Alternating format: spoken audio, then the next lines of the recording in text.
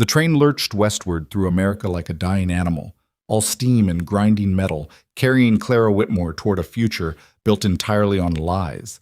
She pressed her forehead against the window, watching Eastern civilization dissolve into endless prairie. 3 days now. 3 days of rattling tracks, stale bread, and the suffocating awareness that every mile took her further from everything she'd known and closer to a man who thought he'd ordered something she wasn't. Clara was 28 years old.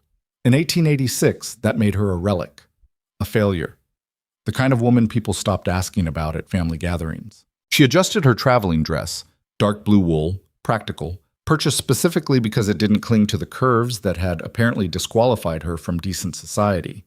Her reflection in the smudged glass showed tired eyes, brown hair pulled severely back, and the soft roundness in her face and body that her mother had spent years apologizing for.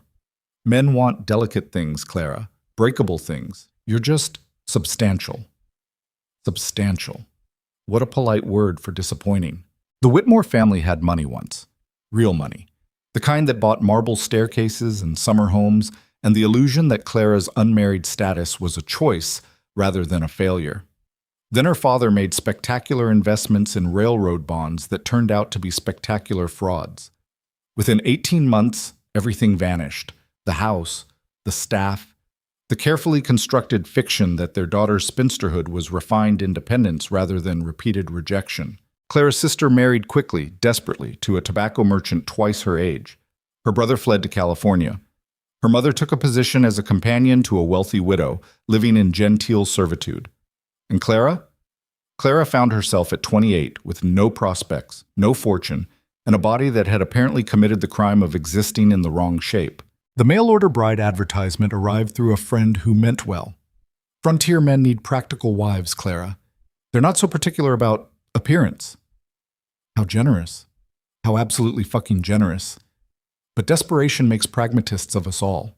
She'd written the letter on good stationery, keeping her penmanship elegant, choosing her words carefully. She'd described herself as capable in household management. She'd supervised servants who were capable. As experienced with livestock, she'd pet a horse once at a county fair. As undaunted by hard work, complete fabrication, but she was certainly daunted by poverty. She'd included a photograph taken from a flattering angle in good lighting, the kind of careful deception that wasn't quite lying but definitely wasn't truth. And she'd waited. Silas Mercer's response came 6 weeks later, written in rough handwriting on cheap paper that smelled faintly of wood smoke and something earthy she couldn't identify. Miss Whitmore, your letter interests me. I run a cattle ranch in Wyoming Territory. It's good land, productive, with a sound house and reliable water. I'm looking for a wife who can handle frontier life. No use for delicate Eastern flowers out here. Need someone with backbone. I'm 34, healthy, own my land outright. Can provide comfortable living for the right woman. You sound like you might be that woman. Wire your decision. If yes, I'll send train fare. S. Mercer. Comfortable living, productive land, sound house. All lies, though Clara didn't know it yet. She'd wired back the same day. Yes. The train shuddered now, beginning its descent through mountain passes that made Clara's stomach drop. She'd left Philadelphia 4 days ago, changed trains in Chicago, and spent the last 1,000 miles watching America transform from civilization into something vast and indifferent. First time west, honey?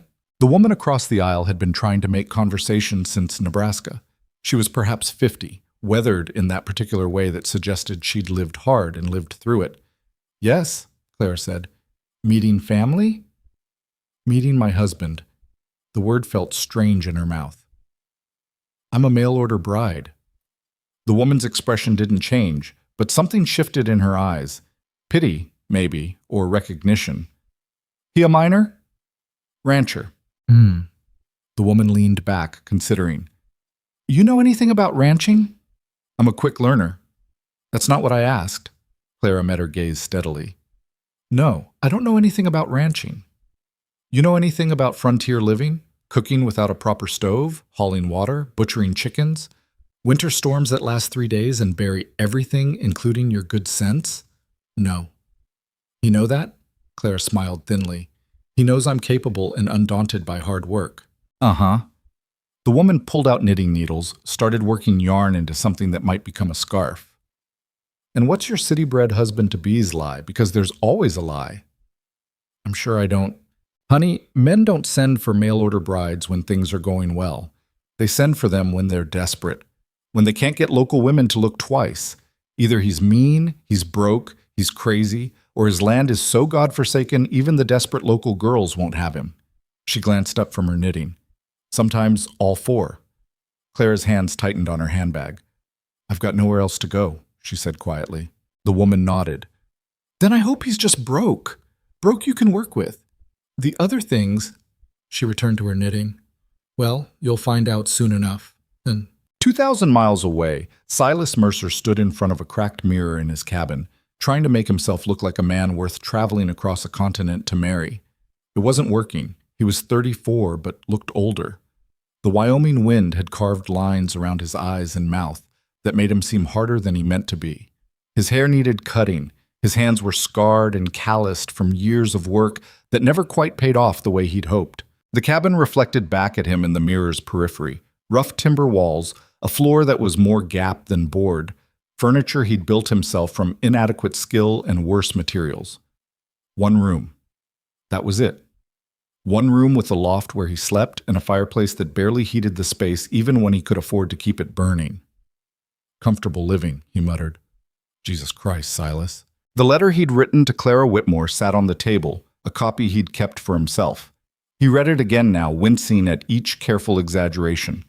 Good land. True, if you didn't mention the drought that had turned the eastern pasture into dust. Productive. Less true. The cattle were skinny. He'd lost 20 head last winter. Sound house. Technically, it had walls and a roof. Sound was generous, comfortable living. That was just a straight lie. He'd tried making it here for 8 years. Came west from Ohio with big dreams and enough saved money to buy land and stock it with cattle. The first 3 years went well enough. He was young, strong, stupid with optimism. Then came the drought. Then the winter of '83 that killed half his herd. Then the summer of '84 when beef prices dropped so low he could barely afford to take cattle to market. He'd held on, stubborn and proud. Certain things would turn around. They hadn't. Now he was 34, alone, exhausted, and realistic enough to know he couldn't do this by himself anymore. The land was too much for one person. The work was killing him slowly.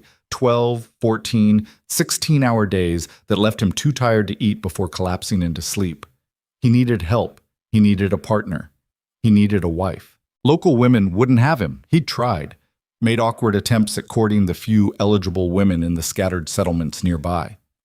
But he had nothing to offer. No money, no prospects, just hard work and a failing ranch. The women looked right through him toward men with actual futures. So he'd done what desperate men do. He placed an advertisement. The responses surprised him. Apparently there were women back east desperate enough to gamble on strangers. He'd read through a dozen letters before Clara Whitmore's caught his attention. She sounded educated, refined. The photograph showed a handsome woman with intelligent eyes and careful posture. Her letter suggested capability without bragging, practical skills without excessive claims. He'd written back the same day, crafting lies that made his situation sound survivable. Now she was coming. Due on today's train. And Silas had no idea what the hell he was going to tell her when she saw the reality of what he'd promised. He pulled on his better shirt, still patched at the elbows, but cleaner, and headed outside. The ranch sprawled around him in all its disappointing glory. 60 acres that could have been beautiful if he had the time and money to make it so. The cabin sat in a shallow valley with hills rising on 3 sides, offering some protection from wind. The barn, if you could call it that, leaned slightly to the east, its roof patched with whatever materials Silas could scavenge. The corral fence needed mending. The well pump needed replacing. The entire operation needed about 5 years of work and $1,000 he didn't have. His horse, Brutus, stood in the corral looking skeptical. "Don't start," Silas told him. Brutus snorted. "I know it's bad. You think I don't know it's bad?" The horse turned away, which felt appropriately judgmental. Silas hitched Brutus to the wagon, his only wagon, purchased used 5 years ago and showing its age. The drive to town would take 2 hours. 2 hours to construct some explanation for why comfortable living looked like poverty. 2 hours to figure out what the hell he was supposed to say to a refined Eastern woman when she realized she'd been lied to. He climbed onto the wagon seat and flicked the reins. "Come on, Brutus, let's go collect my bride and my reckoning." The town of Bitter Creek, Wyoming Territory, consisted of one main street with delusions of grandeur. Clara saw it approaching through the train window and felt something sink in her chest. She'd known it wouldn't be Philadelphia. She'd prepared herself for frontier simplicity. But this was barely civilization at all. Wooden buildings hunched along a dirt road like they were ashamed of existing. A general store. A saloon. What might have been a boarding house. Maybe 20 structures total, and half of them looked abandoned. The train station was a platform with a roof and a sign that optimistically declared Bitter Creek in fading paint. "End of the line," the conductor called. "Bitter Creek. Everyone off who's getting off." Clara stood on trembling legs, gathering her belongings. 2 trunks held everything she owned now. Dresses, a few books, the remnants of a life that no longer existed. The porter helped load them onto the platform while Clara stepped down into Wyoming. The wind hit her immediately, sharp and cold and carrying the smell of dust and distance. It cut through her traveling dress like the fabric was decorative rather than functional. She stood on the platform, scanning the handful of people waiting. A woman collecting packages. 2 men who looked like cowboys from dime novels. An older gentleman in a suit that had seen better decades. No one approached her. Clara waited, trying not to look as anxious as she felt. The train began pulling away, leaving her standing beside her trunks in a town that looked like it was barely hanging on to existence. "Miss Whitmore?" She turned. The man standing 10 feet away wasn't what she'd expected, though she wasn't sure what she had expected. He was tall, lean in the way of men who work hard and eat irregularly. His face was weathered, carved with lines that suggested he smiled rarely and worried often. He wore work clothes, denim pants, a shirt that had been mended multiple times, a hat that blocked the sun and hid his expression. "Mr. Mercer?" she managed. "Silas. Just Silas." He didn't move closer. "You had a good journey? Long." "I expect so." They stood looking at each other across 10 feet of platform, 2 strangers who'd promised to build a life together based on letters that had been more fiction than fact. Clara saw him taking her in, really seeing her for the first time.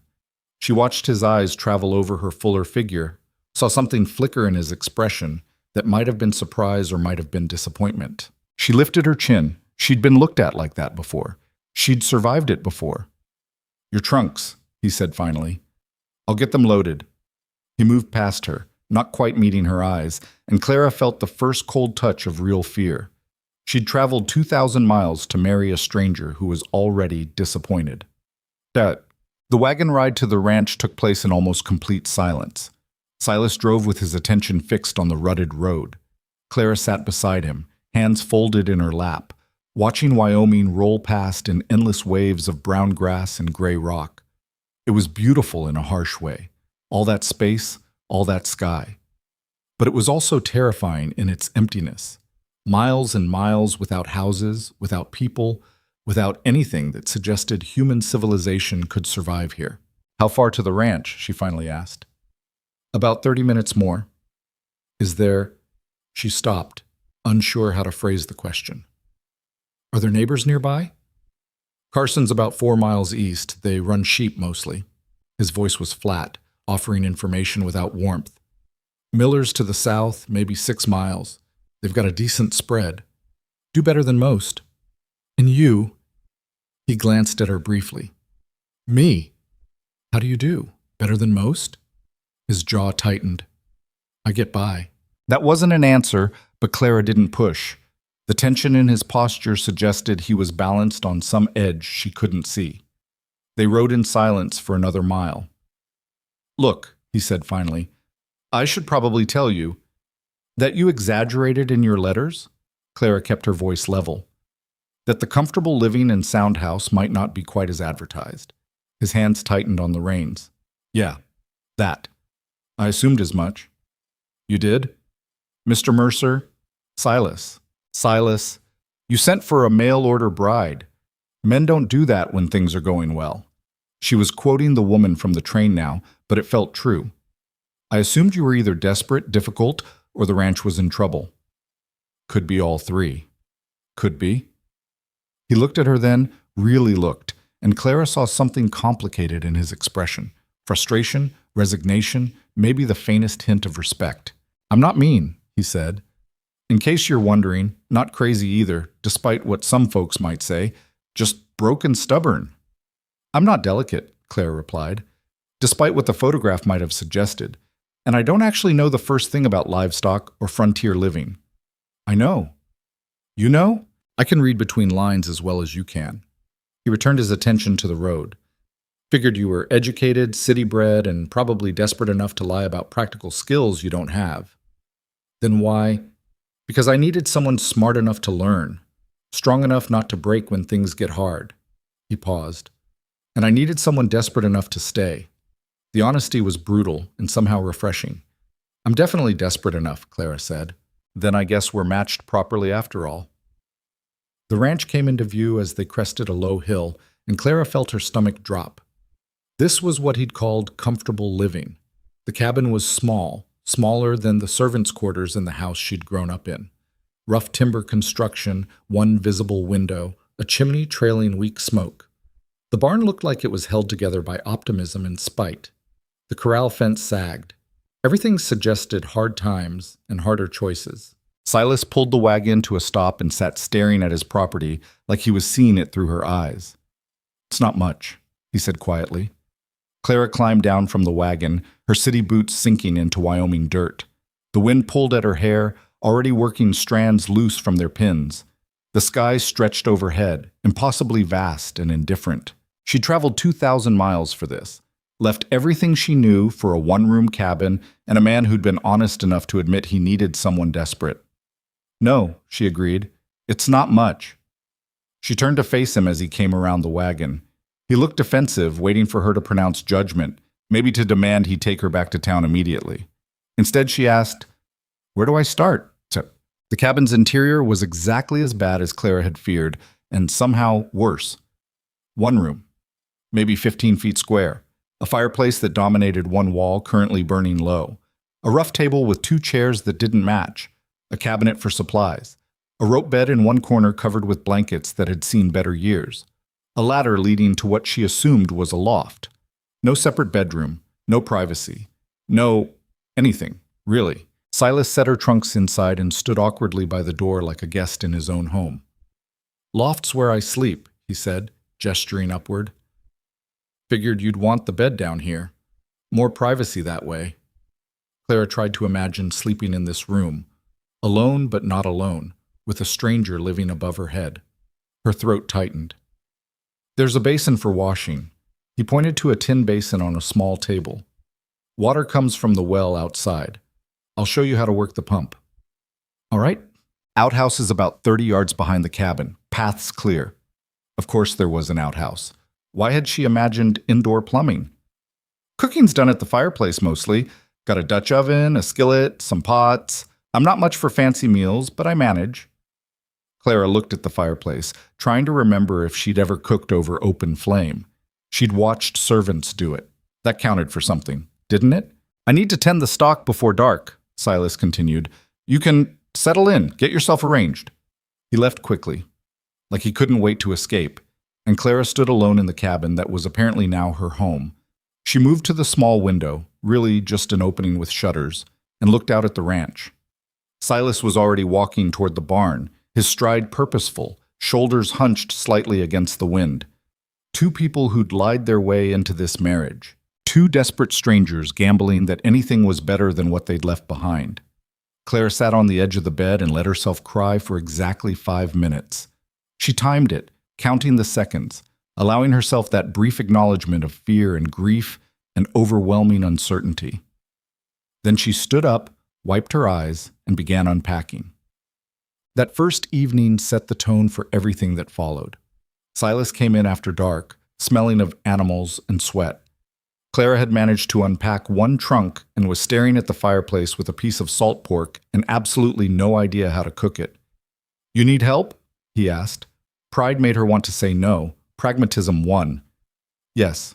He showed her how to position the Dutch oven in the coals, how to judge heat by holding her hand above the flame, how to keep salt pork from burning before it was cooked through. His instructions were brief, practical, delivered without condescension or patience.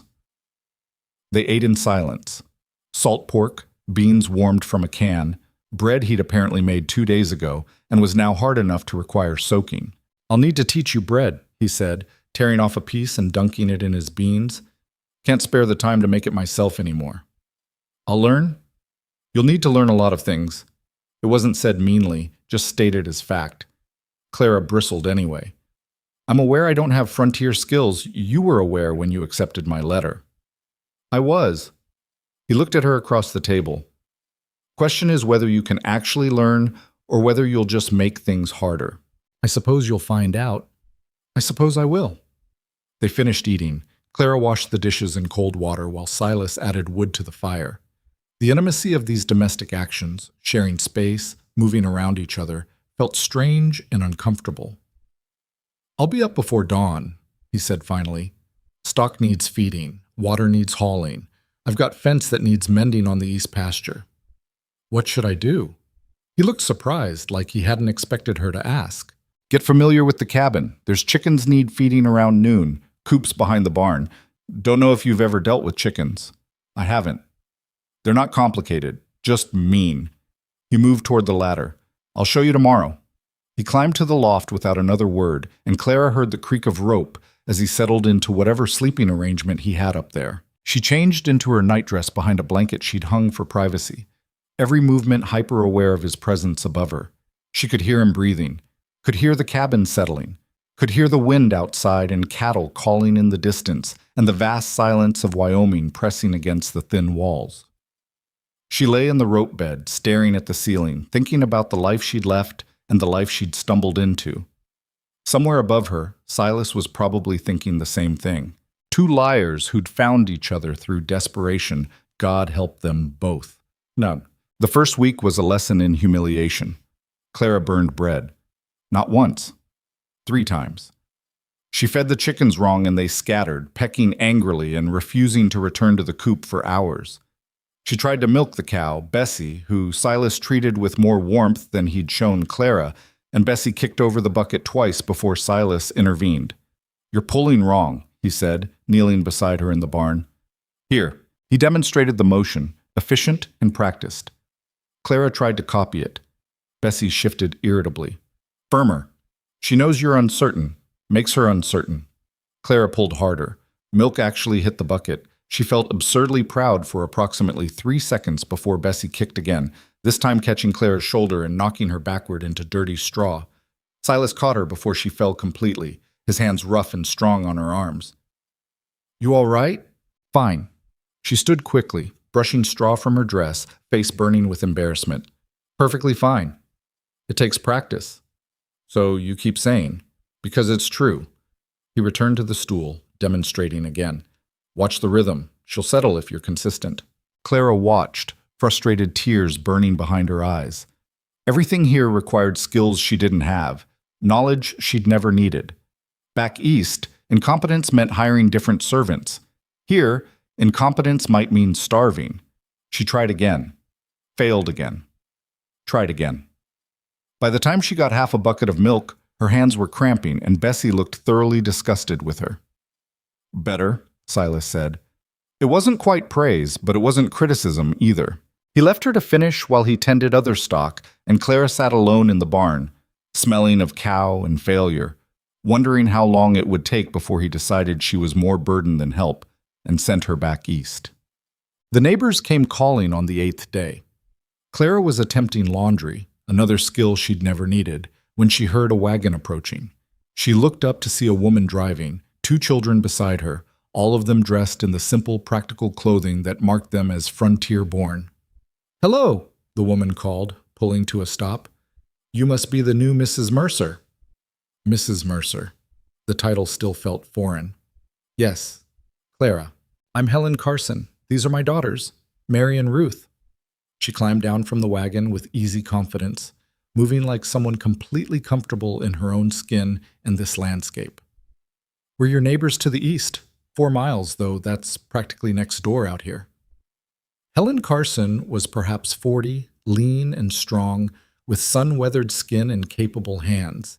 She looked like exactly what Clara was supposed to be, a real frontier woman. I brought some preserves, Helen continued, producing a jar. And bread. Figured you might be settling in still. The bread was perfectly golden, the kind Clara had failed to make 6 times now. That's very kind, Clara managed. No trouble. Helen's gaze traveled over Clara with an assessing frankness that wasn't quite rude but definitely wasn't subtle. Taking in the dress that was too fine for ranch work, the hands that were blistered but soft, the figure that clearly hadn't been shaped by frontier labor. Silas around? Mending fence in the east pasture. Ah. Well, I won't keep you. Just wanted to welcome you properly. Helen smiled, but Clara could see the judgment behind it, could see this capable woman looking at this soft eastern stranger and finding her lacking.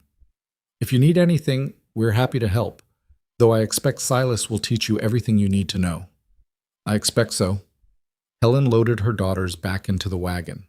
As they pulled away, Clara heard one girl ask loudly, "Is that really Mr. Mercer's new wife?" "Hush," Helen replied, but not before Clara saw her glance back with an expression that mixed pity and doubt. The bread sat on the table, perfect and golden, a reminder of everything Clara couldn't do. She went back to the laundry, scrubbing Silas's work shirts with savage determination, blisters breaking open on her hands, tears mixing with wash water. She would not fail here. She would not give them the satisfaction of watching her break. That night, after another dinner of her inadequate cooking, Clara made a decision. Silas was preparing to climb to the loft when she spoke. "I need you to teach me." He stopped, one hand on the ladder. "What?" "Everything, properly. Not just showing me once and leaving me to figure it out." She stood, meeting his gaze. "I need you to teach me like I'm a child who knows nothing, because that's what I am here. I don't know bread or livestock or laundry or 100 other things, and I can't learn them by failing alone. I don't have time to make time." Her voice was harder than she'd intended. "You sent for a wife, not decoration. If you want a partner who can actually help instead of just another responsibility, you need to invest the time to train me." Silas stared at her, clearly torn between frustration and something else, maybe surprised that she was demanding instead of apologizing. "I've got work," he said finally. "Then I'll work beside you. Show me what needs doing, and I'll do it while you teach me." Clara stepped closer. "I'm not asking for patience or kindness. I'm asking for practical education so I can be useful instead of useless." "You're not useless. I burned bread yesterday so badly you had to throw it to the pigs." "The pigs appreciated it." "Silas," he sighed, removing his hat and running a hand through his hair. "You're serious about this." "Completely serious. It won't be easy. I'm not a gentle teacher." "I don't need gentle, I need effective." He studied her for a long moment, and Clara held his gaze, refusing to back down. She'd spent her whole life being dismissed, underestimated, told she was too much or not enough depending on the context. She would not let that continue here. "All right," Silas said finally. "We start tomorrow before dawn, and if you can't keep up, I'm not waiting." "I'll keep up." He climbed to the loft without another word, but Clara thought she saw the faintest hint of respect in his expression. She lay in bed that night, hands throbbing from blisters, muscles aching from unaccustomed work, and felt something that might have been determination or might have been madness. This life was going to break her, or make her. She had no intention of breaking. Obese. The real education began at 4:30 the next morning. Clara woke to Silas moving around below the loft, building up the fire. She dragged herself from sleep and dressed quickly in the dark, pulling on the most practical dress she owned. "Coffee's on," Silas said when she emerged. "Drink fast, stock won't wait." The coffee was brutally strong and barely sweet. Clara drank it anyway, welcoming the shock of caffeine. Outside, Wyoming was still dark, the sky just beginning to pale at the edges. The cold hit her immediately, late October cold that promised winter was coming hard. "First thing," Silas said, heading toward the barn. "Animals get fed before people eat, always. They depend on you completely. You can skip a meal. They can't." Clara followed, trying to memorize everything. The barn was warmer than outside, but not by much. The animals shifted in their stalls, alert to Silas's presence. "Bessie first," He grabbed a bucket, started measuring grain. Same amount every morning. She's particular about routine. He showed her the measurements, made her repeat them back, watched while she filled the bucket herself. Then to the chickens, demonstrating the scatter pattern for feed. Then the two horses, Brutus and an older mare named Dolly, each with their specific preferences and quirks. Now water, he said. This is the hardest part. Hauling water is going to take up more of your time than anything else. He showed her how to work the well pump, how to fill buckets without splashing, how to distribute water efficiently between animals. Clara's arms were shaking by the third bucket. How many trips? She asked. Usually 5 or 6, more if you're doing laundry. 5 or 6 trips hauling 2 heavy buckets each, every day. Clara looked at her soft hands, already blistering worse, and thought about refined ladies back east who complained if their tea wasn't hot enough. Keep moving, Silas said. Cold will get into you if you stop. By the time they finished morning chores, the sun was rising and Clara was sweating despite the cold. Her shoulders burned. Her hands were raw. Breakfast, Silas announced, heading back to the cabin. I don't know how to... Then you're about to learn. He taught her breakfast. Properly this time. Not just demonstrating, but explaining. How to judge the fire's heat. How to time salt pork so it crisped without burning. How to make decent coffee instead of the bitter tar she'd been producing. They ate standing up, because there wasn't time to sit properly. Bread next, he said, pulling out flour and salt. Pay attention. I'm only teaching this once. Clara paid attention like her life depended on it. Because it did. Silas's hands moved efficiently through the process, measuring by feel, kneading with practiced rhythm. He was a better teacher than she'd expected, breaking the process into steps, explaining the why behind each action. You'll get a feel for it, he said, watching her attempt to knead dough. Softer, you're attacking it. It's fighting back. That's because you're fighting it first. Relax. Easy for him to say. His hands knew what they were doing. Hers were fumbling with something that felt more like clay than bread dough. But she kept trying, kept asking questions, kept pushing through the frustration. When the loaves finally went into the Dutch oven, Silas nodded. That'll do. Won't be perfect, but it'll be edible. Edible felt like victory. The days blurred together into a relentless routine of work and learning and exhaustion. Clara rose before dawn, fed animals, hauled water, learned to make bread, properly this time, through repeated failures that slowly became successes. Learned to preserve meat, to mend fences, her soft hands developing calluses over blisters. To split wood, the axe heavy and awkward until muscle memory began to form. Silas was not a patient teacher, but he was thorough. He explained once, demonstrated once, then expected her to remember. When she forgot or failed, he showed her again without commentary, and somehow his lack of judgment made it easier to keep trying. They spoke little beyond practical communication. Hand me that hammer. The mare's favoring her front left. We need more firewood before the weather turns.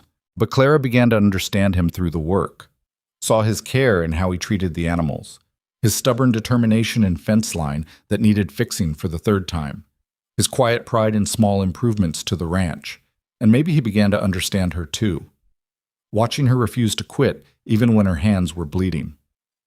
Seeing her stand in freezing dawn trying to milk Bessie for the 14th failed time without crying, even though he could see the tears she was holding back.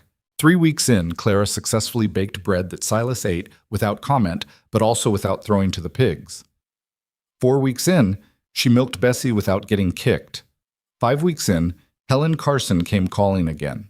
This time, Clara was hauling water, dressed in practical work clothes, hair tied back with a rag, hands filthy from mucking the barn. Helen pulled up in her wagon, clearly surprised to find Clara looking like an actual frontier woman instead of an Eastern refugee. Mrs. Mercer, she said, climbing down, you're looking settled. Getting there, Clara set down the buckets, wiping her hands on her apron. Would you like coffee? I can't promise it's good, but it's hot. That's all right. I just wanted to drop off. Helen paused, really looking at Clara now, taking in the calluses, the capable movements, the way Clara stood like someone who'd earned her place here. My goodness, you're actually making it work. Clara smiled thinly. Did you think I wouldn't? Most Eastern women don't last 6 weeks. Either they leave or they break. Helen's expression shifted into something that might have been respect. Silas must be doing right by you. Silas is teaching me what I need to know, and you're learning. I'm learning. Helen nodded slowly. Well, good, that's good. She pulled out another jar of preserves. These are from my summer put-up. Figured you might not have had time to do your own yet. Not yet, but I'm learning that too. I expect you are. Helen climbed back onto her wagon. You're tougher than you look, Mrs. Mercer. I'd have to be, Clara replied, looking like I do. Helen had the grace to look slightly embarrassed before driving away. Clara carried the preserves inside, set them on the shelf beside her own failed attempts at canning, and allowed herself a moment of fierce satisfaction. She was not breaking. She was becoming something else entirely. Winter arrived in November like an invading army. The temperature dropped 20 degrees in a single day. The wind turned vicious, carrying ice that stung exposed skin. The sky became perpetually gray, threatening snow that would eventually bury everything. Storm coming, Silas said, scanning the horizon. Big one by the look of it. We need to prepare. Preparation meant stacking extra firewood against the cabin, securing anything that could blow away, bringing the animals in closer, checking supplies. How long will it last? Claire asked. Could be a day, could be 3. He didn't look at her. Frontier storms aren't like city snow. They'll bury you if you're not careful. The storm hit that night with a fury that shocked Clara, even after 6 weeks of Wyoming weather. Wind screamed around the cabin, finding every gap in the timber. Snow fell so thick she couldn't see the barn through the window. The temperature plummeted until frost formed on the inside walls despite the roaring fire. Silas and Clara huddled near the fireplace, rationing wood, keeping the flames high enough for warmth but low enough to last. Will the animals be all right? Clara asked. If the barn holds, it should. He fed another log to the fire. This is just the first one. There will be worse before spring. Clara pulled a blanket tighter around her shoulders. The cabin creaked and groaned under the wind's assault. Snow was drifting against the door, piling higher every hour. Are you afraid? She asked suddenly. Silas looked at her, surprised. Of storms? Of this. All of it. Failing here. He was quiet for a long moment, staring into the fire. Every day, he said finally. Every single day I'm afraid this ranch will fail and I'll lose everything. That I made the wrong bet coming west. That I'm not strong enough or smart enough or lucky enough to make it work. The honesty surprised her.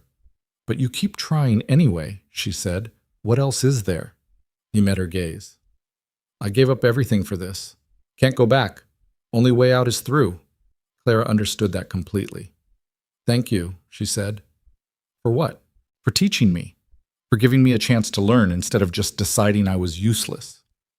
Silas looked uncomfortable with gratitude. You're pulling your weight. That's all I needed. Still, thank you.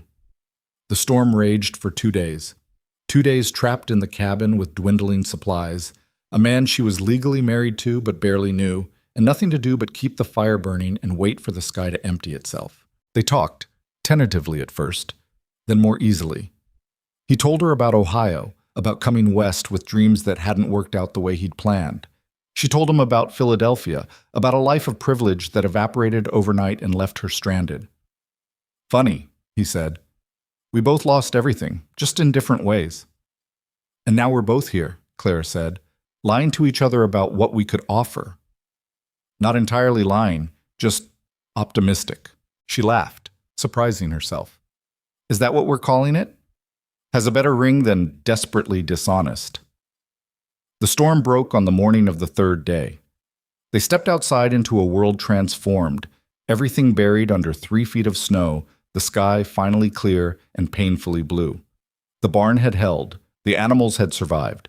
The ranch had made it through. Clara stood in snow up to her knees, looking at Silas digging out the path to the barn, and realized something had shifted between them.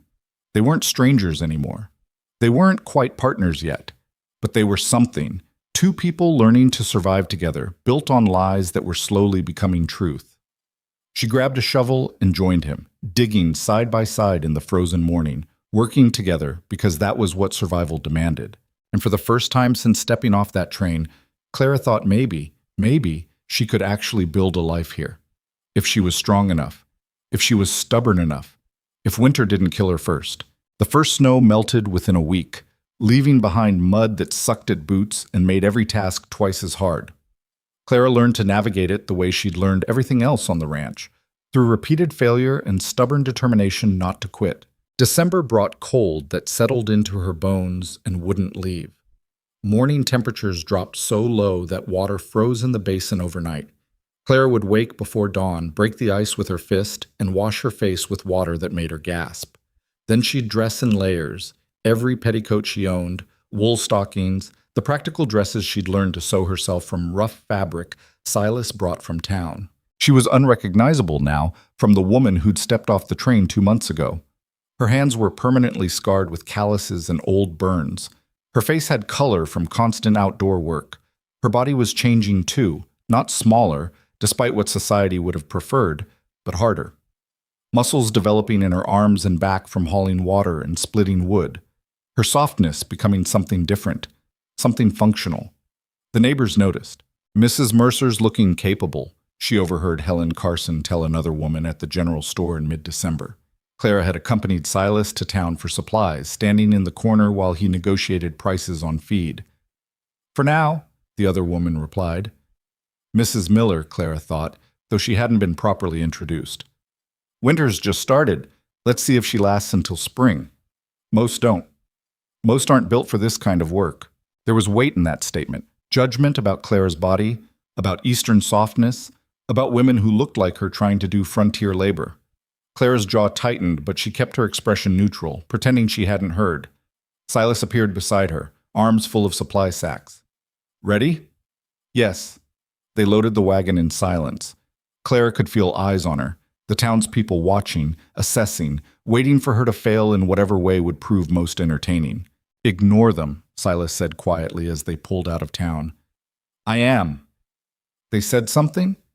"They always say something." Clara pulled her shawl tighter against the wind. "I'm used to it." He glanced at her. "What'd they say back east, about you?" Clara was surprised he'd asked. They'd developed a working relationship built on practical communication and shared labor, but they rarely ventured into personal territory. "That I was too substantial," she said finally. "That's how my mother phrased it. Too substantial for a proper marriage. That men wanted delicate things, and I was not delicate." "Substantial," Silas repeated. "That's a word. It's a polite word for fat. You're not fat. I'm not thin either. Neither am I." He kept his eyes on the road. "Out here, thin means you're not eating enough or working too hard. Substantial means you're surviving." It wasn't a compliment exactly, but it wasn't criticism either. It was Silas's particular brand of honesty that Clara had come to appreciate. "Well," she said, "I'm surviving." "You are."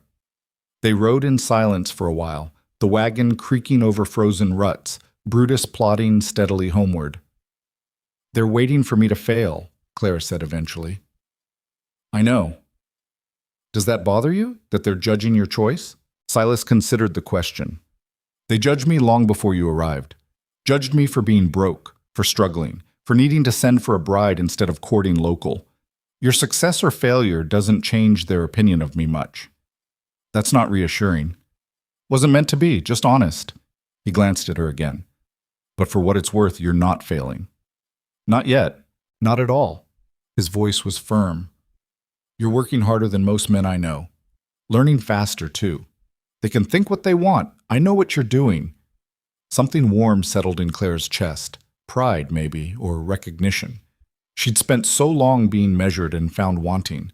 Having someone acknowledge her effort felt almost foreign. "Thank you," she said quietly. Silas just nodded and flicked the reins, urging Brutus faster toward home. When they arrived, Clara noticed something wrong immediately. The chicken coop door was open, hanging crooked on its hinges. Feathers scattered across the yard. "Damn it," Silas muttered, pulling the wagon to a stop. They found the aftermath quickly. A fox had gotten into the coop during their absence. 3 chickens dead, 2 more injured, the rest scattered in panicked flight across the ranch. "I should have checked the latch," Silas said, crouching beside the dead birds. His voice was tight with frustration. I knew it was loose. We'll round up the survivors, Clara said, and fix the door. Those three were our best layers. Then we'll make do with what's left. He looked at her, clearly expecting more reaction, anger maybe, or blame. Clara had learned that frontier setbacks were constant. Raging about them accomplished nothing. Help me gather them, she said instead, already moving toward the barn where she'd seen movement. They spent the next hour coaxing frightened chickens back into a secured coop, mending the door with materials scavenged from the barn, and burying the dead birds. By the time they finished, the sun was setting, and Clara was exhausted.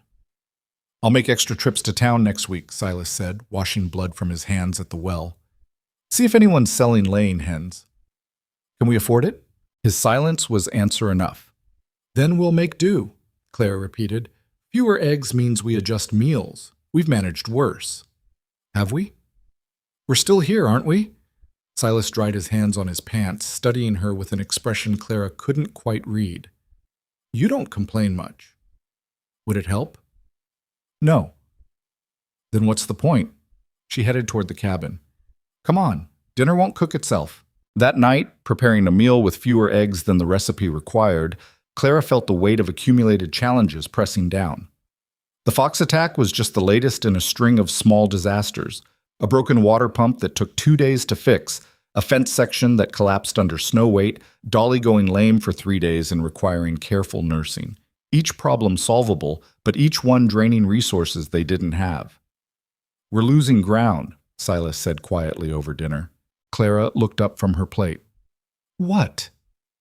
The ranch. We're not getting ahead. We're just not falling as far behind.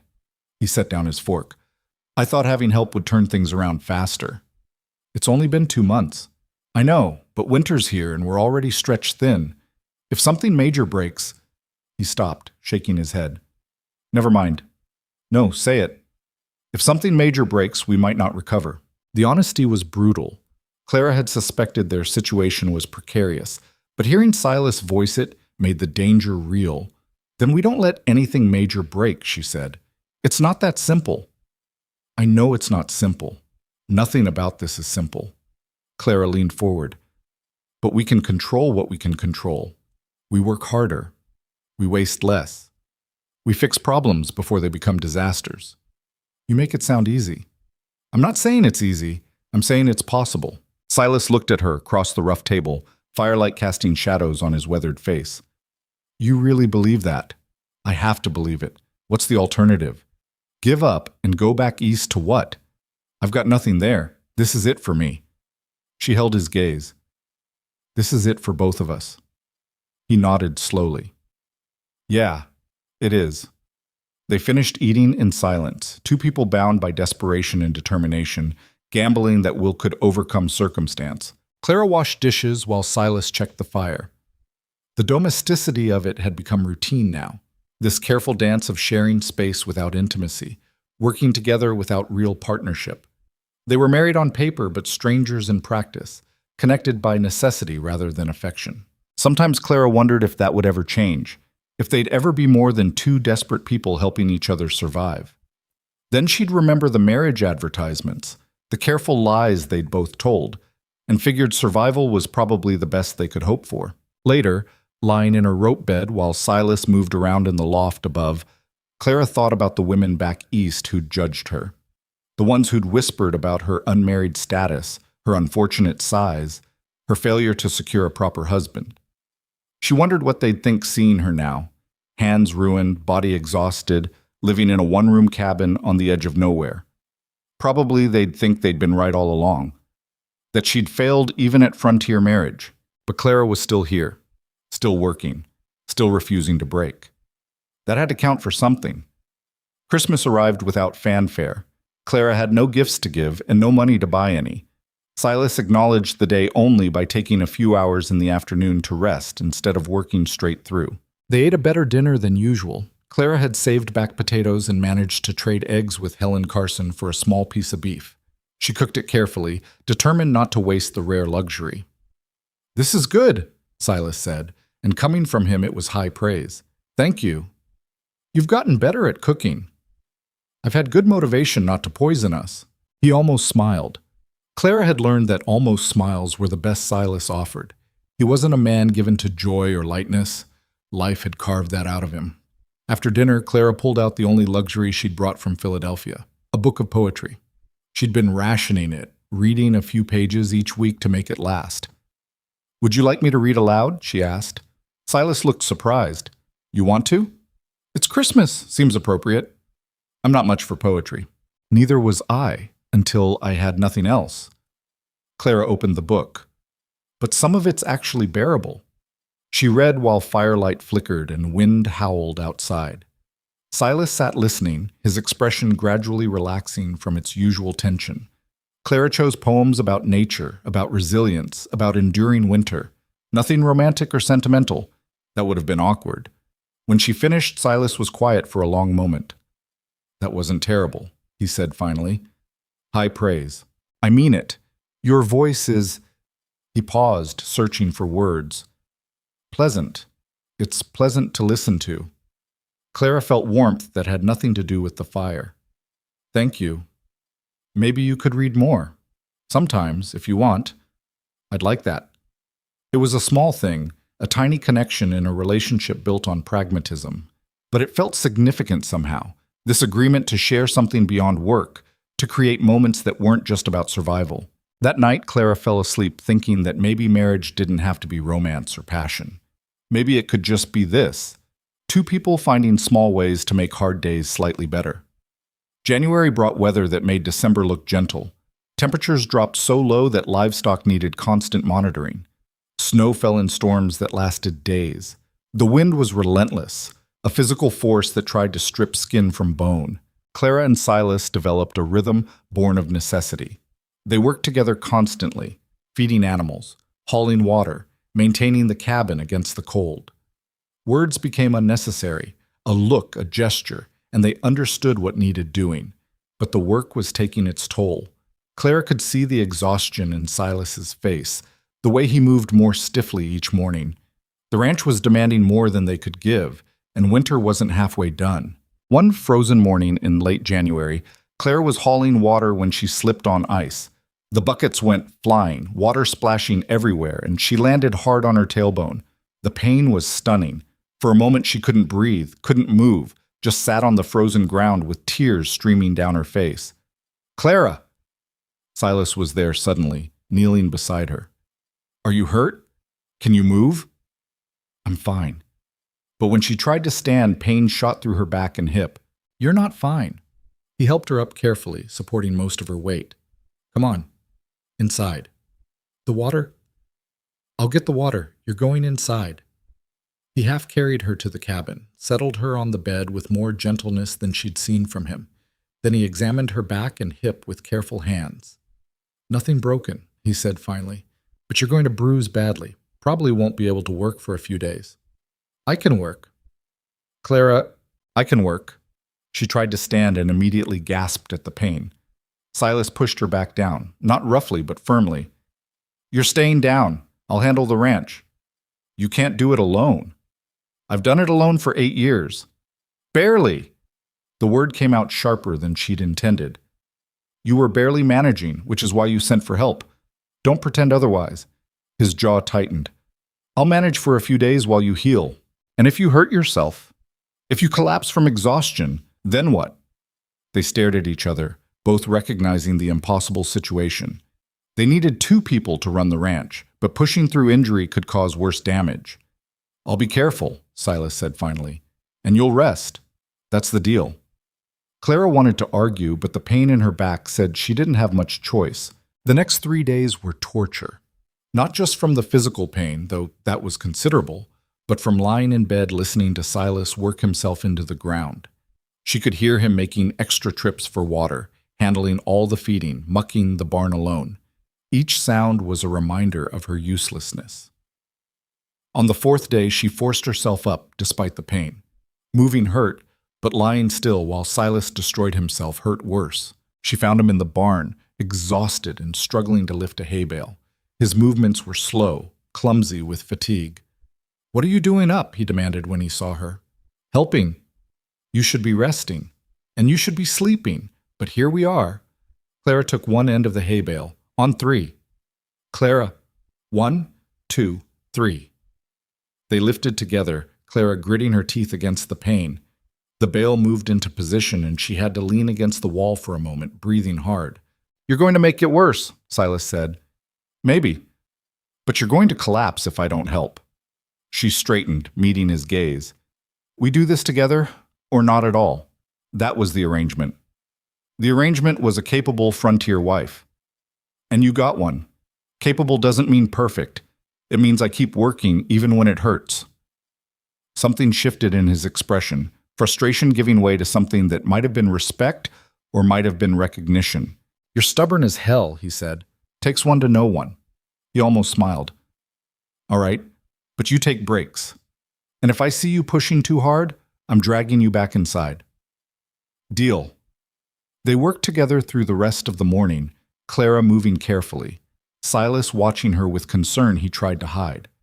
It wasn't efficient. It wasn't easy. But they got it done. That night, Clara's back screaming with pain, she finally understood what Silas had been trying to tell her about the ranch. This wasn't just hard work. It was unsustainable. They were two people doing the work of four, pushing themselves past reasonable limits, and winter was only going to get worse. We need help, she said over dinner. Silas looked up from his plate. What? The ranch. We need hired help. Even just someone for a few months to get through winter. Can't afford it. Can we afford to collapse? Clara, I'm serious. We're destroying ourselves. You're exhausted. I'm injured. The animals are barely getting adequate care. Something has to change. There's no money for hired help. Then we find another way. We trade labor with neighbors. She stopped, thinking. We sell something. We've got nothing to sell. We've got 2 horses. We only need one for winter. Silas set down his fork. Dolly's too old to bring decent money, and Brutus is the only horse strong enough for heavy work. Then we sell something else, furniture, tools, whatever we can spare. It's not enough. Hired help costs real money. Clara knew he was right, but accepting the situation meant accepting that they might not make it through winter. What if we don't make it? She asked quietly. The question hung between them, ugly and honest. Then we don't, Silas said finally. Then the bank takes the ranch and we've failed. And go where? I don't know. He looked at her, and for the first time Clara saw real fear in his eyes. I honestly don't know. They sat in silence, 2 people facing the possibility that desperation and determination might not be enough. We're not giving up, Clara said. I didn't say... I'm saying it. We're not giving up. She leaned forward. We'll work harder. We'll waste nothing. We'll get through winter and spring, and then we'll figure out how to turn this place around. You keep saying that like it's simple. It's not simple, but it's the only option. Clara held his gaze.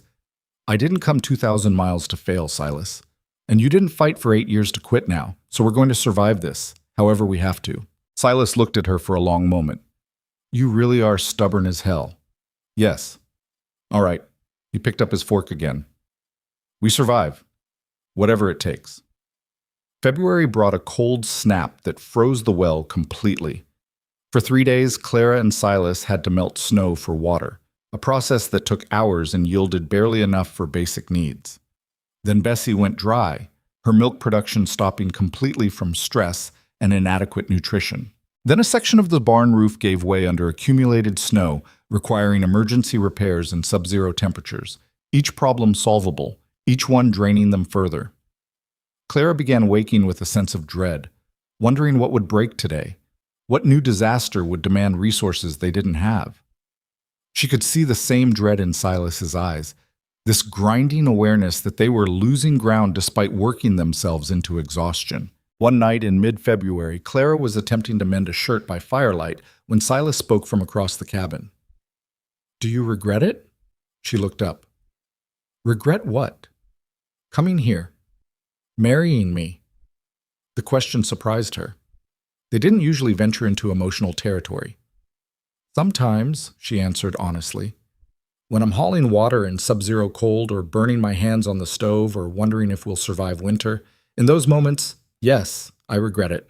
Silas nodded, expression unreadable. But most of the time, Claire continued, I don't regret it, because the alternative was worse. Back east, I was slowly suffocating from shame and judgment and the certainty that I'd failed at being a proper woman. Here, I'm exhausted and scared and sometimes desperate. But I'm not ashamed.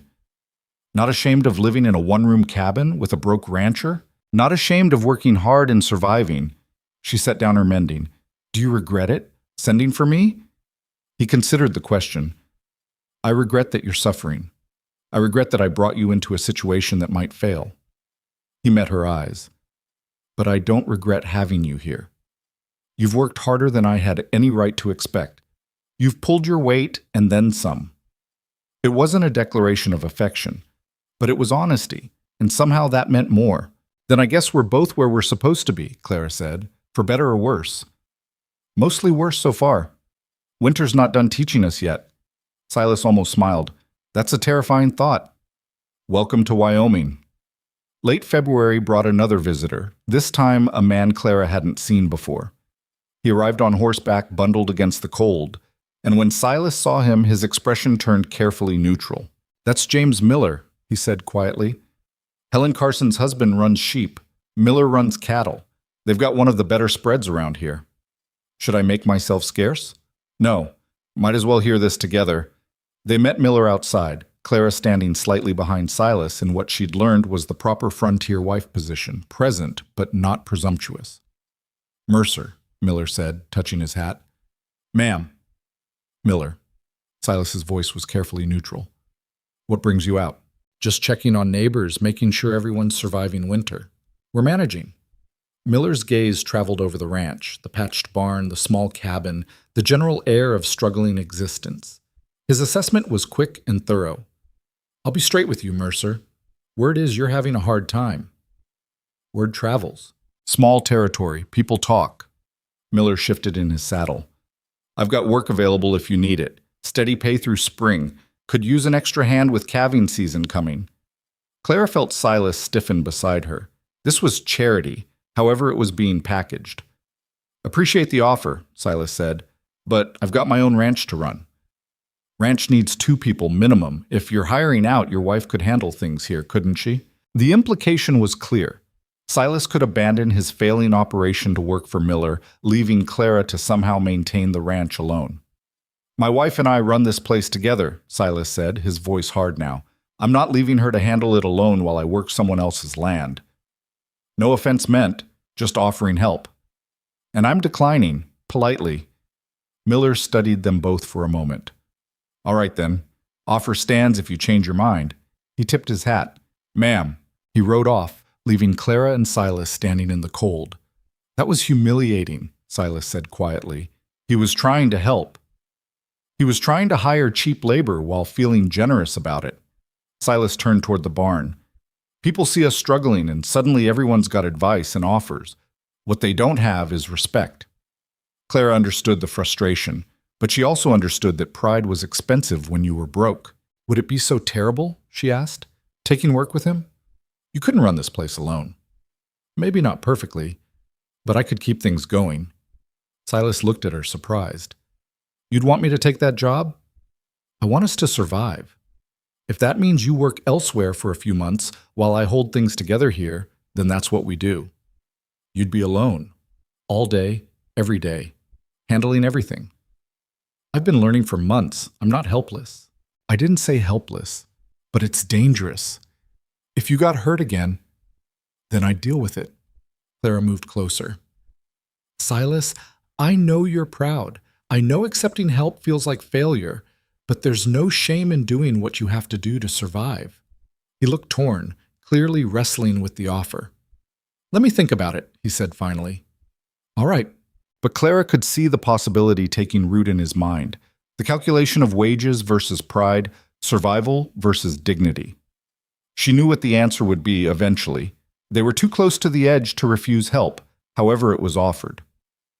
3 days later, Silas rode to Miller's ranch and accepted the job. The first morning alone, Clara woke before dawn with a sense of dread so powerful it nearly paralyzed her. She was alone. Completely alone. Responsible for every animal, every task, every problem that might arise. If something went wrong, There was no Silas to help, no backup, just her. She forced herself out of bed, dressed in the dark, and went outside. The cold hit like a fist. Clara gasped, breath frosting in the air, and made herself move toward the barn. The animals needed feeding whether she was terrified or not. Bessie looked at her skeptically when Clara entered with grain. "I know," Clara told the cow. "I don't trust me either."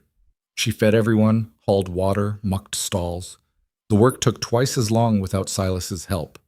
By the time she finished morning chores, she was exhausted and the sun was barely up. Then the real work began. Clara spent that first day checking everything: fences, building integrity, animal health.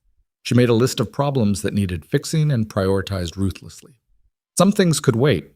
Some things couldn't. The barn roof that had been patched needed reinforcing. Clara climbed up with materials and terror, forcing herself not to look down, and spent 2 hours securing boards. Her hands were shaking when she climbed down, but the roof was stable. The well pump was freezing again. Clara spent another hour, wrapped in every layer she owned, working metal that fought her at every turn. Eventually she got it moving, water flowing sluggishly but flowing. By evening she was destroyed, muscles screaming, hands raw, exhaustion so complete she could barely eat the simple dinner she'd prepared. She collapsed into bed thinking, "I have to do this again tomorrow, and the day after, and the day after that." But she'd done it today. That counted for something. Silas came home 3 days later, bringing wages and news. "Miller's impressed," he said, counting coins on the table. "Said I'm a hard worker, wants to know if I'll stay through calving season." "That's good. It's some more wages, real money." He looked at her. "How'd things go here?" Clara showed him the roof repairs, the fence mending she'd managed, the animals all healthy. She didn't mention the terror, the exhaustion, the nights lying awake wondering if she could actually do this. Silas walked the property, checking her work with professional assessment. When he came back, his expression was complicated. "You did good," he said finally. "Thank you." "No, I mean—" He stopped, searching for words. "Clara, this is good work. Better than I expected. Hell, better than some hired men I've known." Pride swelled in her chest, warm and surprising. "I had a good teacher," she said. "Still, this is—" He looked at her directly. "I underestimated you. Back when you first arrived, I thought you'd be more burden than help. I was wrong." The admission clearly cost him something. Silas wasn't a man who admitted error easily. "We both underestimated each other," Clara said. "I thought you'd be mean or crazy. You're just stubborn. Takes one to know one." They smiled at each other, a real smile, not the careful, almost expressions they usually managed. "I'm going back tomorrow," Silas said. "Miller's got a big job coming up. If you're all right here alone, I'll manage. I know you will." He paused. "But be careful.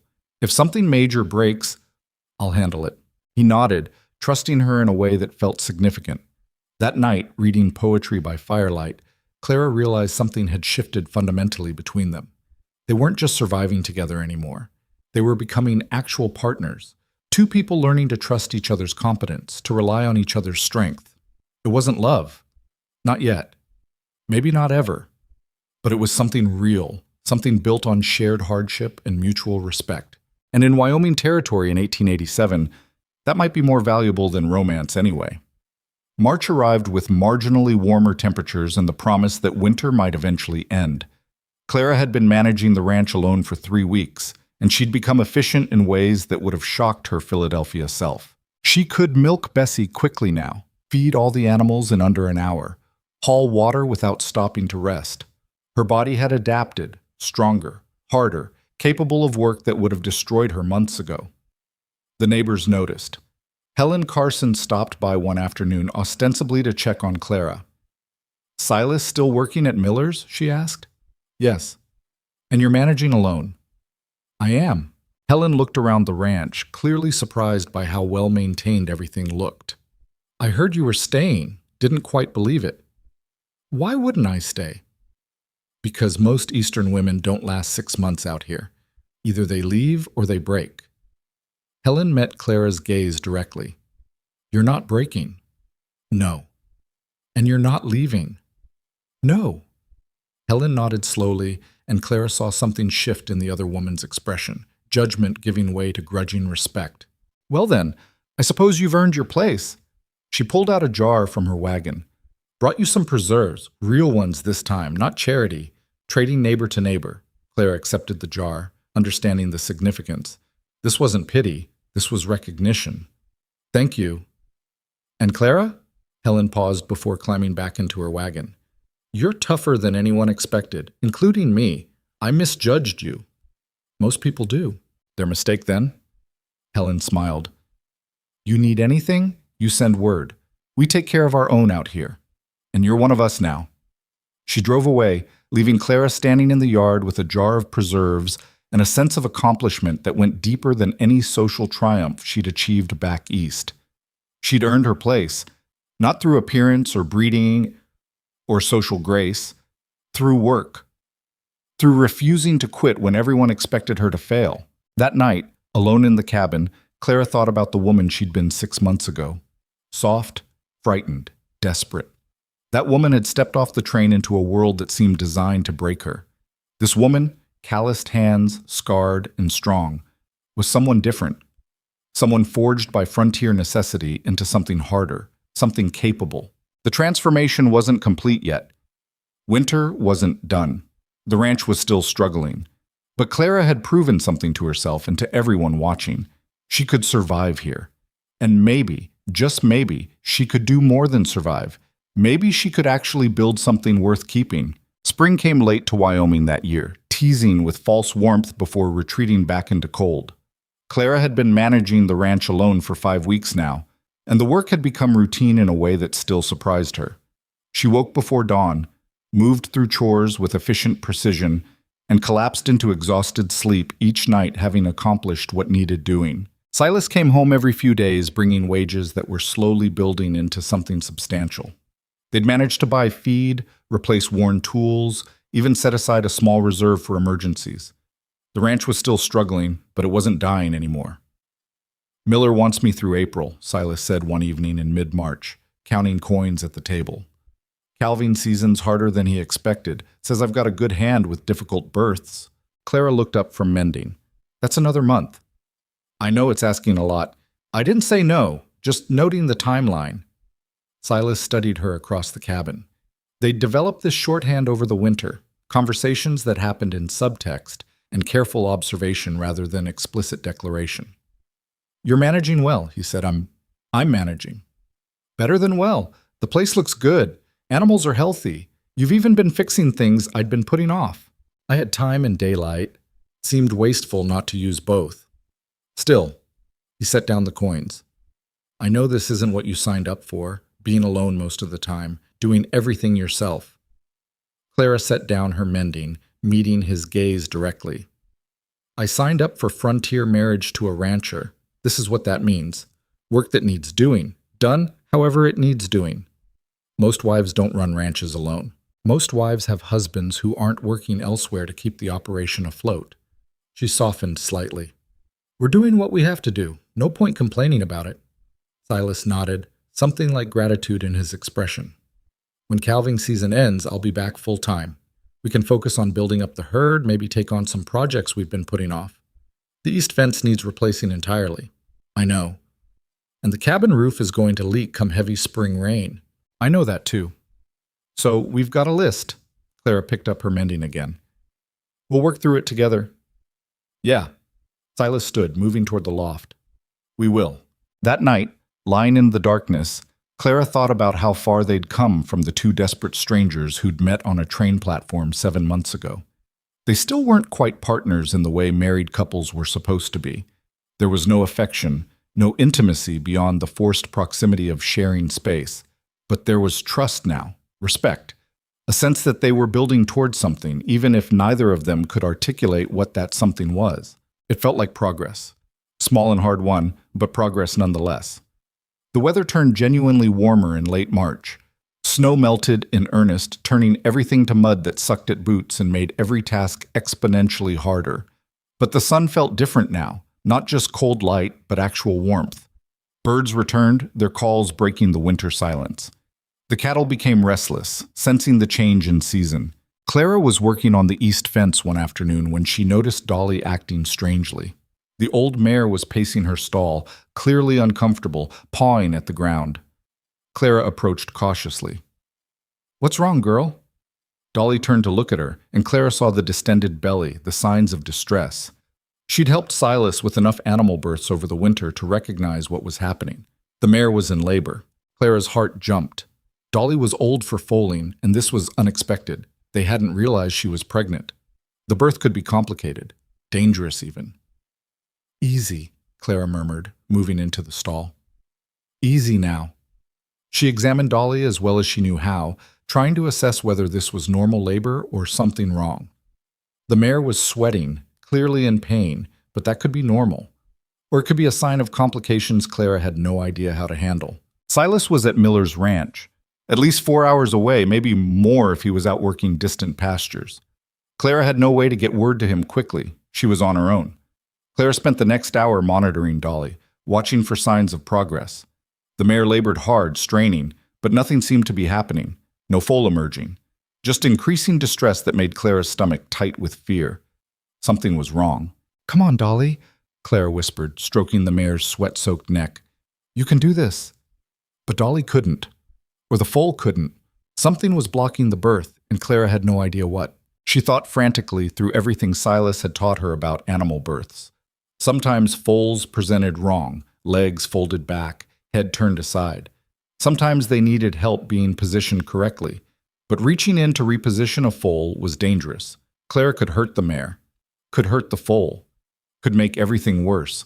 But doing nothing meant watching them both die. Clara made her decision. She rolled up her sleeves, washed her hands and arms as thoroughly as possible in cold water, and approached Dolly again. "I'm sorry," she told the mare. "This is going to hurt." What followed was the most terrifying hour of Clara's life. She worked by feel and instinct, following half-remembered instructions from Silas, trying to determine how the foal was positioned. Her hands found legs, a head, tried to assess what was wrong. One leg was bent back. That was the problem. The foal was too large to pass with the leg folded. Clara tried to straighten it, working blind, feeling the mare shudder with each contraction. Sweat poured down her face. Her arms shook with effort and fear. "Please," she whispered, "please let this work." She got the leg extended, felt it lock into position, pulled her arms out, and stepped back. Dolly strained again, and this time something changed. Progress, actual movement. 15 minutes later, the foal slid into the world in a rush of fluid and membrane. It hit the straw and lay still. Clara's heart stopped. The foal wasn't breathing. She dropped to her knees, clearing membrane from the tiny nostrils, rubbing the wet coat vigorously the way she'd seen Silas do. "Come on, come on!" Nothing. Clara rubbed harder, desperation making her rough. "Breathe, please breathe." The foal's chest hitched. Once, twice. Then it drew a shuddering breath and blinked dark eyes up at Clara. She sat back on her heels, shaking, tears streaming down her face. Behind her, Dolly nickered softly and turned to investigate her baby. Clara watched mother and foal find each other, watched the tiny creature struggle to its feet on impossibly long legs, watched it nurse for the first time. She'd done it, alone, terrified. But she'd done it. When Silas came home 2 days later, he found Clara in the barn with Dolly and the foal. "What the hell?" He stared at the newborn, then at Clara. "When did this happen?" 3 days ago." "Why didn't you send word?" "By the time I realized she was in trouble, there wasn't time." Clara stood, brushing straw from her dress. "The foal was positioned wrong. I had to reposition it." Silas went very still. "You did what?" "Repositioned the foal. One leg was bent back. I straightened it." "Clara, that's—" He stopped, running a hand over his face. "That's dangerous. You could have been hurt, could have killed the mare." "I know, but doing nothing meant losing them both." She met his gaze steadily. "I made a choice." Silas examined Dolly thoroughly, then the foal. Both healthy, both alive. He turned back to Clara with an expression she couldn't quite read. "This was good work," he said finally. "Thank you."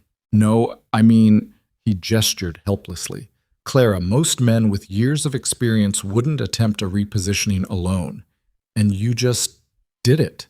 I was terrified the entire time. "But you did it anyway."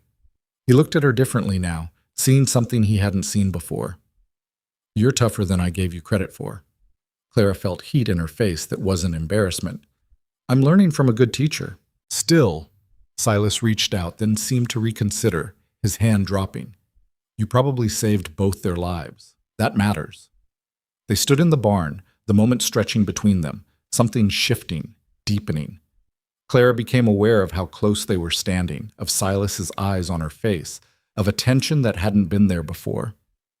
Then Silas stepped back, clearing his throat. I should check the fence work you mentioned. It's holding. I'll check anyway. He left quickly, and Clara stood alone with the horses, wondering what had just happened, what that look had meant, what she'd felt in response. She shook her head, dismissing the thought. They were business partners, survival partners, nothing more. But something had changed. She could feel it. April brought genuine spring weather, warm days, cold nights, everything bursting into bloom. The ranch transformed from brown desolation to something almost beautiful. Grass grew thick in the pastures, wildflowers appeared in unexpected places. The world felt alive again after months of frozen death. Silas finished his work with Miller and came home permanently, bringing the final wages. We've got enough, he said, spreading coins on the table. Enough to buy breeding stock, replace the worst equipment, maybe even hire occasional help when we need it. Clara looked at the money, earned through months of separation, exhaustion, her managing alone while he worked elsewhere. It represented survival, the difference between making it and failing. What do we do first? She asked. Cattle. We need to build up the herd. Silas was already making calculations. Young heifers, good breeding potential, and maybe a bull if we can find one at the right price. They spent the next week planning, debating, making careful decisions about how to use their limited resources. It felt different now, both of them contributing ideas, respecting each other's input. True partnership finally emerging from months of parallel survival. We should go to the cattle auction in Bitter Creek next week, Silas said. See what's available. Both of us? You've got as much stake in this as I do. You should have a say in what we buy. Clara felt surprise and warmth at the recognition. All right. The trip to town was different than Clara's arrival 7 months ago. Then she'd been a terrified stranger stepping into the unknown. Now she rode beside Silas as his partner, calloused hands holding the wagon reins confidently, eyes scanning the landscape with the assessing gaze of someone who belonged here. The auction was chaos. Men shouting, cattle milling, money changing hands in complicated negotiations. Clara watched Silas evaluate animals with practiced expertise, asking questions, making calculations. When he found a young bull he liked, he turned to her. What do you think? Clara examined the animal, using knowledge hard-won over winter. Good conformation, healthy, strong bloodlines according to the seller. He's good, she said. But see the way he's favoring his left rear? Might be nothing. Might be an injury that'll cause problems. Silas looked more closely, then nodded. You're right, good catch. They moved on, eventually settling on 3 heifers and a different bull. The price was steep, but fair. Silas negotiated final terms while Clara waited, and she saw other ranchers watching her with open curiosity. That Mercer's wife? One asked his companion, not bothering to lower his voice. Yeah, word is she's been running the place alone while he worked Miller's ranch. Alone? No hired help? None. Just her. Folks say she's managing better than Mercer did by himself. I'll be damned. Clara kept her expression neutral, but satisfaction hummed through her. They were talking about her like she mattered, like she was competent, not an Eastern failure or a mail-order bride who'd probably flee at the first opportunity. A real frontier woman. The ride home with the new cattle was slower, but Clara didn't mind. Spring sunshine warmed her face. The ranch ahead represented not just survival anymore, but actual possibility. You did good back there, Silas said. Catching that bull's weakness. Saved us from a bad investment. You taught me to look for those things. Still had to learn it. Had to pay attention. He glanced at her. You've become a real partner in this operation. Was I not before? Before you were learning, trying. Now you actually know what you're doing. He paused. I don't think I've said it clearly enough, so I'm saying it now. Thank you. For everything. For sticking it out when most people would have quit. For working yourself half to death keeping this place running. For becoming someone I can actually rely on. Clara felt emotion tighten her throat. You're welcome. They rode in comfortable silence, and Clara thought about how far they'd come, from desperate strangers to something approaching actual partnership. It still wasn't romance, still wasn't the kind of marriage people wrote about, but it was real and hard-won and worth something. Maybe worth quite a lot. Late April brought the kind of weather that made winter seem like a distant nightmare. Long, warm days, everything growing, the cattle thriving on good grass. Claire and Silas worked from dawn to dusk, but it was satisfying work, building rather than just surviving, improving rather than barely maintaining. One evening, Clara was in the garden she'd started, another project she'd taken on while managing alone, when Silas appeared beside her. "Looks good," he said, nodding at the neat rows of vegetables just beginning to sprout. "If they actually grow, we'll have fresh food through summer." "They'll grow. You've got a knack for this." Clara sat back on her heels, wiping dirt from her hands. "I never imagined I'd be a gardener. Back east, I couldn't keep a houseplant alive." "Back east, you had servants doing the actual work." "True." She looked at her hands, scarred, calloused, permanently stained with work. "I'm completely different now than I was then." "Better or worse?" Clara considered the question seriously. "Different. Harder in some ways, softer in others. More capable, definitely. Whether that's better depends on what you value." "What do you value?" "Not starving. Not being pitied. Being able to do things that matter." She met his gaze. "What about you? Is this better or worse than you imagined when you sent that advertisement?" Silas sat down beside her, close enough that their shoulders almost touched. "Honestly, it's different than anything I imagined. I thought I needed a frontier woman who already knew everything. Turned out what I needed was someone smart enough to learn and stubborn enough not to quit." "You got lucky then." "We both did." He looked at her directly, and Clara saw something in his expression that made her breath catch. "I know this isn't the marriage you probably hoped for. No romance, barely any comfort, just hard work and harder winters. But I want you to know, I value what we've built. I value you." The words landed between them, heavy with meaning. Clara wasn't sure how to interpret. Was this gratitude? Friendship? Something more? "I value you too," she said carefully. "You've taught me everything I needed to survive here. You've trusted me when most men wouldn't have. That means something."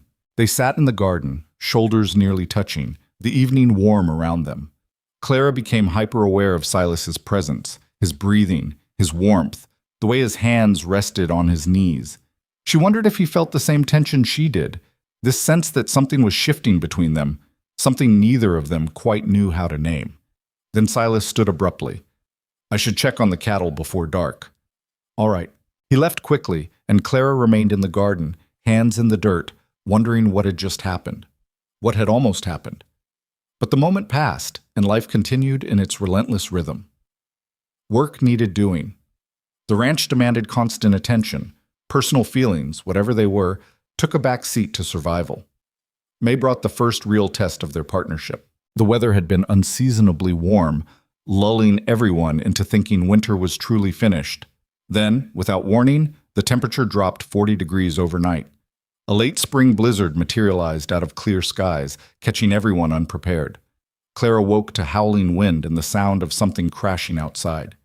She scrambled out of bed, dressed quickly, and found Silas already at the window. "Damn it," he muttered. "Damn it to hell." "How bad?" "Bad. And we've got 3 pregnant heifers ready to drop any day." He pulled on his coat. "We need to get the stock into shelter. Now." They worked in near whiteout conditions, rounding up cattle, securing the barn, checking fences that were already buckling under snow weight. The wind was vicious, cutting through every layer of clothing, making each breath painful. Clara was hauling the last bucket of water to the barn when she slipped on ice, went down hard, and felt her ankle twist viciously. Pain shot up her leg, sharp enough to make her gasp. "Clara!" Silas was there immediately, helping her up. "Can you walk?" "I don't know." She tried to put weight on the ankle and immediately regretted it. "I don't think so." "Come on, inside." He half carried her to the cabin, settled her by the fire, examined her ankle with gentle hands. "Not broken," he said finally, "but badly sprained. You need to stay off it." "The animals. I'll handle the animals." "Silas, you can't do everything alone in this storm." Watch me. He was already pulling his coat back on. You stay here. Keep the fire going. I'll be back when I can. He left before she could argue further, and Clara sat by the fire feeling useless and furious. Outside, the storm raged. She could hear Silas moving around, could imagine him struggling alone with work that should require two people. Hours passed. The storm intensified. Clara kept the fire burning, tried to keep her weight off the injured ankle, and worried. When Silas finally came in, he was covered in snow, shaking with cold, clearly exhausted. The cattle? Clara asked. Secured. All accounted for. He moved to the fire, hands shaking as he tried to warm them. But we've got a problem. What? The breeding mare. The one I bought before winter. She's in labor. Clara's stomach dropped. In this storm? Yeah, and she's having trouble. Foal's positioned wrong, I think. I can't tell for sure. You need help. You can't walk. I can hobble. Clara stood, testing her ankle. It hurt like hell, but she could move on it. Let's go. Clara. Don't argue. You said it yourself. This is a difficult birth. You need an extra pair of hands. She grabbed her coat. We're wasting time. The barn was barely warmer than outside. The mare, a beautiful bay Silas had named Ruby, was down in her stall, clearly in distress. Silas knelt beside her, examining her carefully. Foal's breech, he said, coming out backwards. That's bad. Clara knew it was bad. Breech births killed mares and foals regularly. The foal could suffocate before delivery completed. The mare could hemorrhage or worse. What do we do? She asked. We try to turn it. If that doesn't work. He didn't finish the sentence. Didn't have to. What followed was brutal. Silas worked with the mare, trying to manipulate the foal into better position. Clara held Ruby's head, talking to her softly, trying to keep her calm while Silas did things that must have hurt terribly. The storm howled outside. The barn creaked under wind pressure. Clara's ankle throbbed with every heartbeat. None of it mattered. I've got it, Silas said suddenly. I've got the position changed. She needs to push now. Come on, Ruby, push. The mare strained, exhausted, but determined. Clara watched, helpless, as Silas worked to guide the foal out. Minutes stretched into eternity. Then suddenly the foal was there, sliding into the world in a rush. It lay still, covered in membrane, not breathing. No, Silas breathed. No, come on. He cleared the foal's airways, rubbed it vigorously, doing everything Clara had done with Dolly's foal. But this one wasn't responding, wasn't breathing. Silas, Clara whispered. Not yet.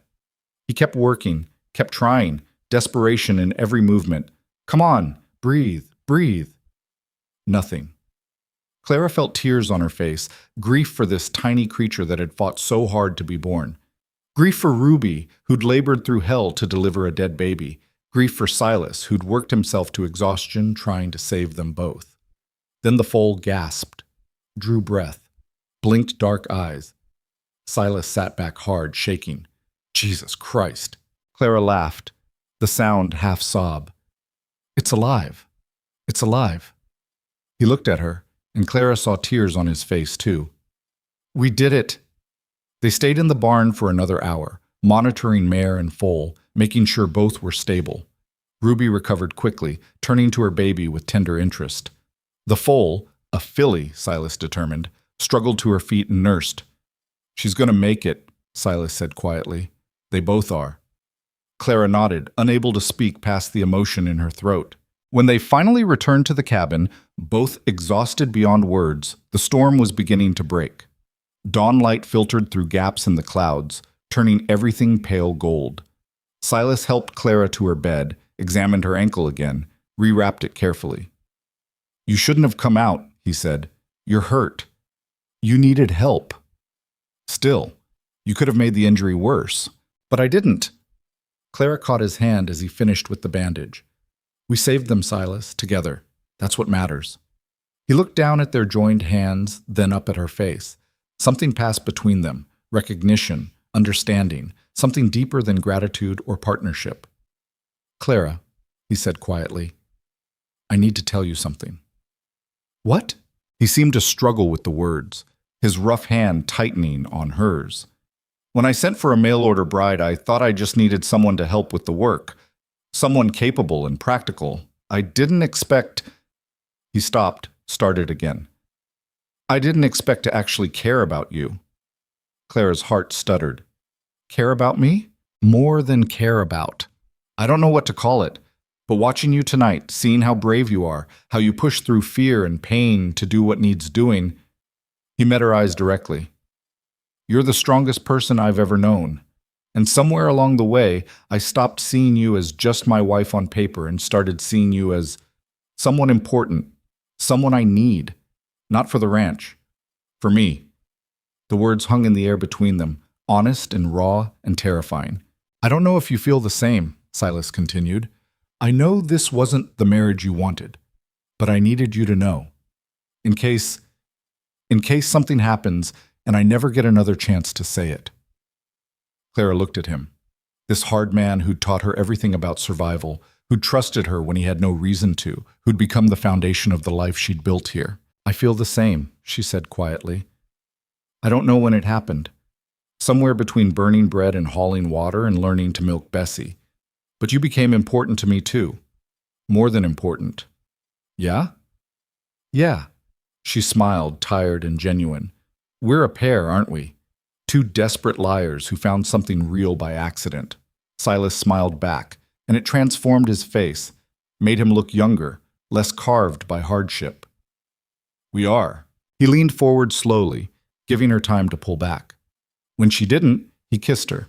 Gentle and careful, like something precious that might break.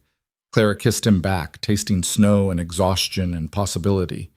This wasn't romance like the novels described. It was better, real, built on shared struggle and mutual respect and the kind of trust that only came from surviving hell together. When they pulled apart, Silas rested his forehead against hers. Get some sleep, he murmured. I'll check on Ruby and the filly, then join you. Join me? If that's all right. We've been married 7 months. Seems about time we actually shared a bed. Clara felt heat in her face but nodded. That's all right. He kissed her again, then headed back to the barn, leaving Clara alone with the fire and a feeling she couldn't quite name. Something warm and terrifying and hopeful all at once. When Silas returned an hour later, Clara was still awake. He climbed into the bed beside her. They'd never shared it before, always maintaining careful distance. Now he pulled her close, and Clara felt the solid warmth of him, the comfort of not being alone. The filly's nursing well, he said quietly. Ruby's recovering. They'll both make it. Good. Your ankle? Hurts, but it'll heal.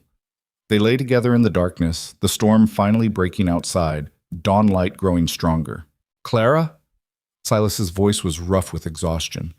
Yeah? Thank you. For everything.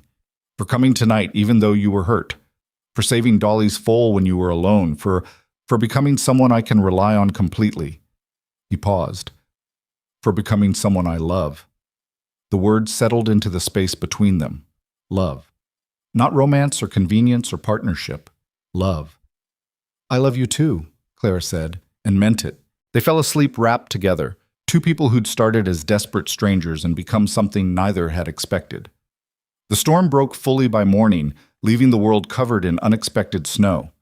But inside the cabin, wrapped in each other's warmth, Clara and Silas had found something more valuable than any fantasy they'd constructed in their letters. They'd found each other. Really found each other. And that was worth more than any lie they'd told to get here. The late spring storm melted within days, leaving behind mud and damaged fences and work that multiplied faster than two people could handle. But something fundamental had shifted between Clara and Silas. They moved around each other differently now, touching in passing, sharing looks that carried weight, sleeping tangled together each night in a bed that had once felt too small for intimacy, but now seemed exactly right. Clara's ankle healed slowly, forcing her to accept limitations she hated. Silas took on the heavier work without complaint, and Clara focused on what she could manage. The garden, the chickens, cooking meals that were actually edible now rather than just survivable. You're getting good at this, Silas said one evening, eating stew that Clara had made from their own vegetables and preserved meat. Almost tastes like real cooking. Almost, Clara repeated dryly. Your praise is overwhelming. I mean it. He looked at her across the table and there was warmth in his eyes now. Affection. This is the best meal I've had in years. That says more about your previous meals than my cooking. Maybe, but I'm still grateful. He reached across the table, caught her hand. For this. For you. For all of it. Clara squeezed his fingers, feeling the calluses that matched her own. We're making it work. We are. It wasn't poetry. Wasn't the romantic declaration she'd read about in books back east. But it was real and hard-won, and somehow more meaningful because of that. June brought heat that baked the mud into dust and turned the ranch into a landscape of extremes. The cattle thrived on good grass. The garden produced more than Clara had dared hope. Ruby's filly, named Storm, because of course she was, grew strong and playful, racing around the pasture like she owned the world. The neighbors noticed the changes. Helen Carson came calling one afternoon, ostensibly to trade preserves, but really to observe. Clara saw her taking in the improvements, new fence sections, the expanded garden, the general sense that the ranch was thriving rather than just surviving. You're doing well, Helen said, and it wasn't a question. We're managing. More than managing. Place looks better than it has in years. Helen studied Clara with frank assessment. And you look different. Happier, maybe. Clara felt heat in her face. Just healthier. Good weather helps. Mm-hmm. Helen's expression suggested she saw through the deflection. You and Silas seem to be working well together. We are. Good. That's good. Helen paused, then added quietly, I misjudged you badly when you first arrived. Thought you'd be gone by spring. I'm glad I was wrong. The admission surprised Clara. Thank you. You've earned your place here, not just on this ranch, but in the community. People respect what you've accomplished. Helen smiled. Myself included. After she left, Clara stood in the yard feeling something she hadn't felt in years. Acceptance. Not the conditional acceptance she'd known back east, where approval depended on appearance and status. This was different. Earned through work and perseverance, and refusing to quit when everyone expected her to fail. That night, lying beside Silas in the darkness, Clara said quietly, Helen Carson told me people respect me. They do. How do you know? I hear things in town. Ranchers talking. They're impressed with what we've built here. What you've built. He turned to face her. You know what Miller said to me last week? What? Said he'd never seen someone take to frontier life so quickly. Said most Eastern women would have broken under what you've handled. Asked if you had sisters. Silas smiled. I told him you were one of a kind. Clara felt tears prick her eyes. I was terrified the whole time, still am, mostly. Being scared doesn't make you weak. It makes you brave for doing it anyway. He pulled her closer. You're the bravest person I know. That's a low bar considering you mostly know cattle. He laughed, the sound warm and genuine. Fair point. They made love that night with the windows open, warm breeze carrying the smell of summer grass and growing things. It was still new between them, this physical intimacy, and they were still learning each other's rhythms. But what they lacked in experience, they made up for in genuine care, each movement careful, attentive, more about connection than performance. Afterward, Clara lay with her head on Silas's chest, listening to his heartbeat slow. I never thought I'd have this, she said quietly. What? Someone who actually wants me. Not despite how I look, but just wants me. Silas's arms tightened around her. You're beautiful. Silas, you are. Maybe not in the way those idiots back east measured beauty, but you're strong and capable and brave as hell. That's beautiful to me. Clara felt something break open in her chest. Years of shame and judgment and feeling not enough, cracking under the weight of being truly seen. I love you, she said. I love you too. Simple words, but they carried the weight of everything they'd survived together. July brought the first real test of their new dynamic as actual partners rather than survival companions. The bank in Bitter Creek sent notice that their loan payment was due, the loan Silas had taken years ago to buy the land and stock it. With Miller's wages and careful saving, they had enough. Barely.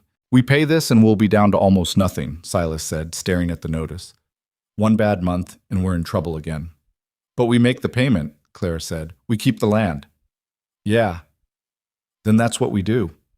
They rode to town together, Clara beside Silas on the wagon seat, both of them quiet with the weight of what this payment meant. It was everything they'd earned through months of brutal work, gone in a single transaction. The bank manager, a thin man named Wilkes, who'd clearly written off Silas's ranch as a losing proposition, looked genuinely surprised when they walked in. "Mr. Mercer, Mrs. Mercer." He stood, not quite hiding his skepticism. "What can I do for you?" "Loan payment," Silas said, setting coins on the desk. "Full amount due." Wilkes counted it twice, clearly expecting to find it short. When he didn't, his eyebrows rose. This is excellent. I'll mark your account current." "We'll be making regular payments now," Clara said.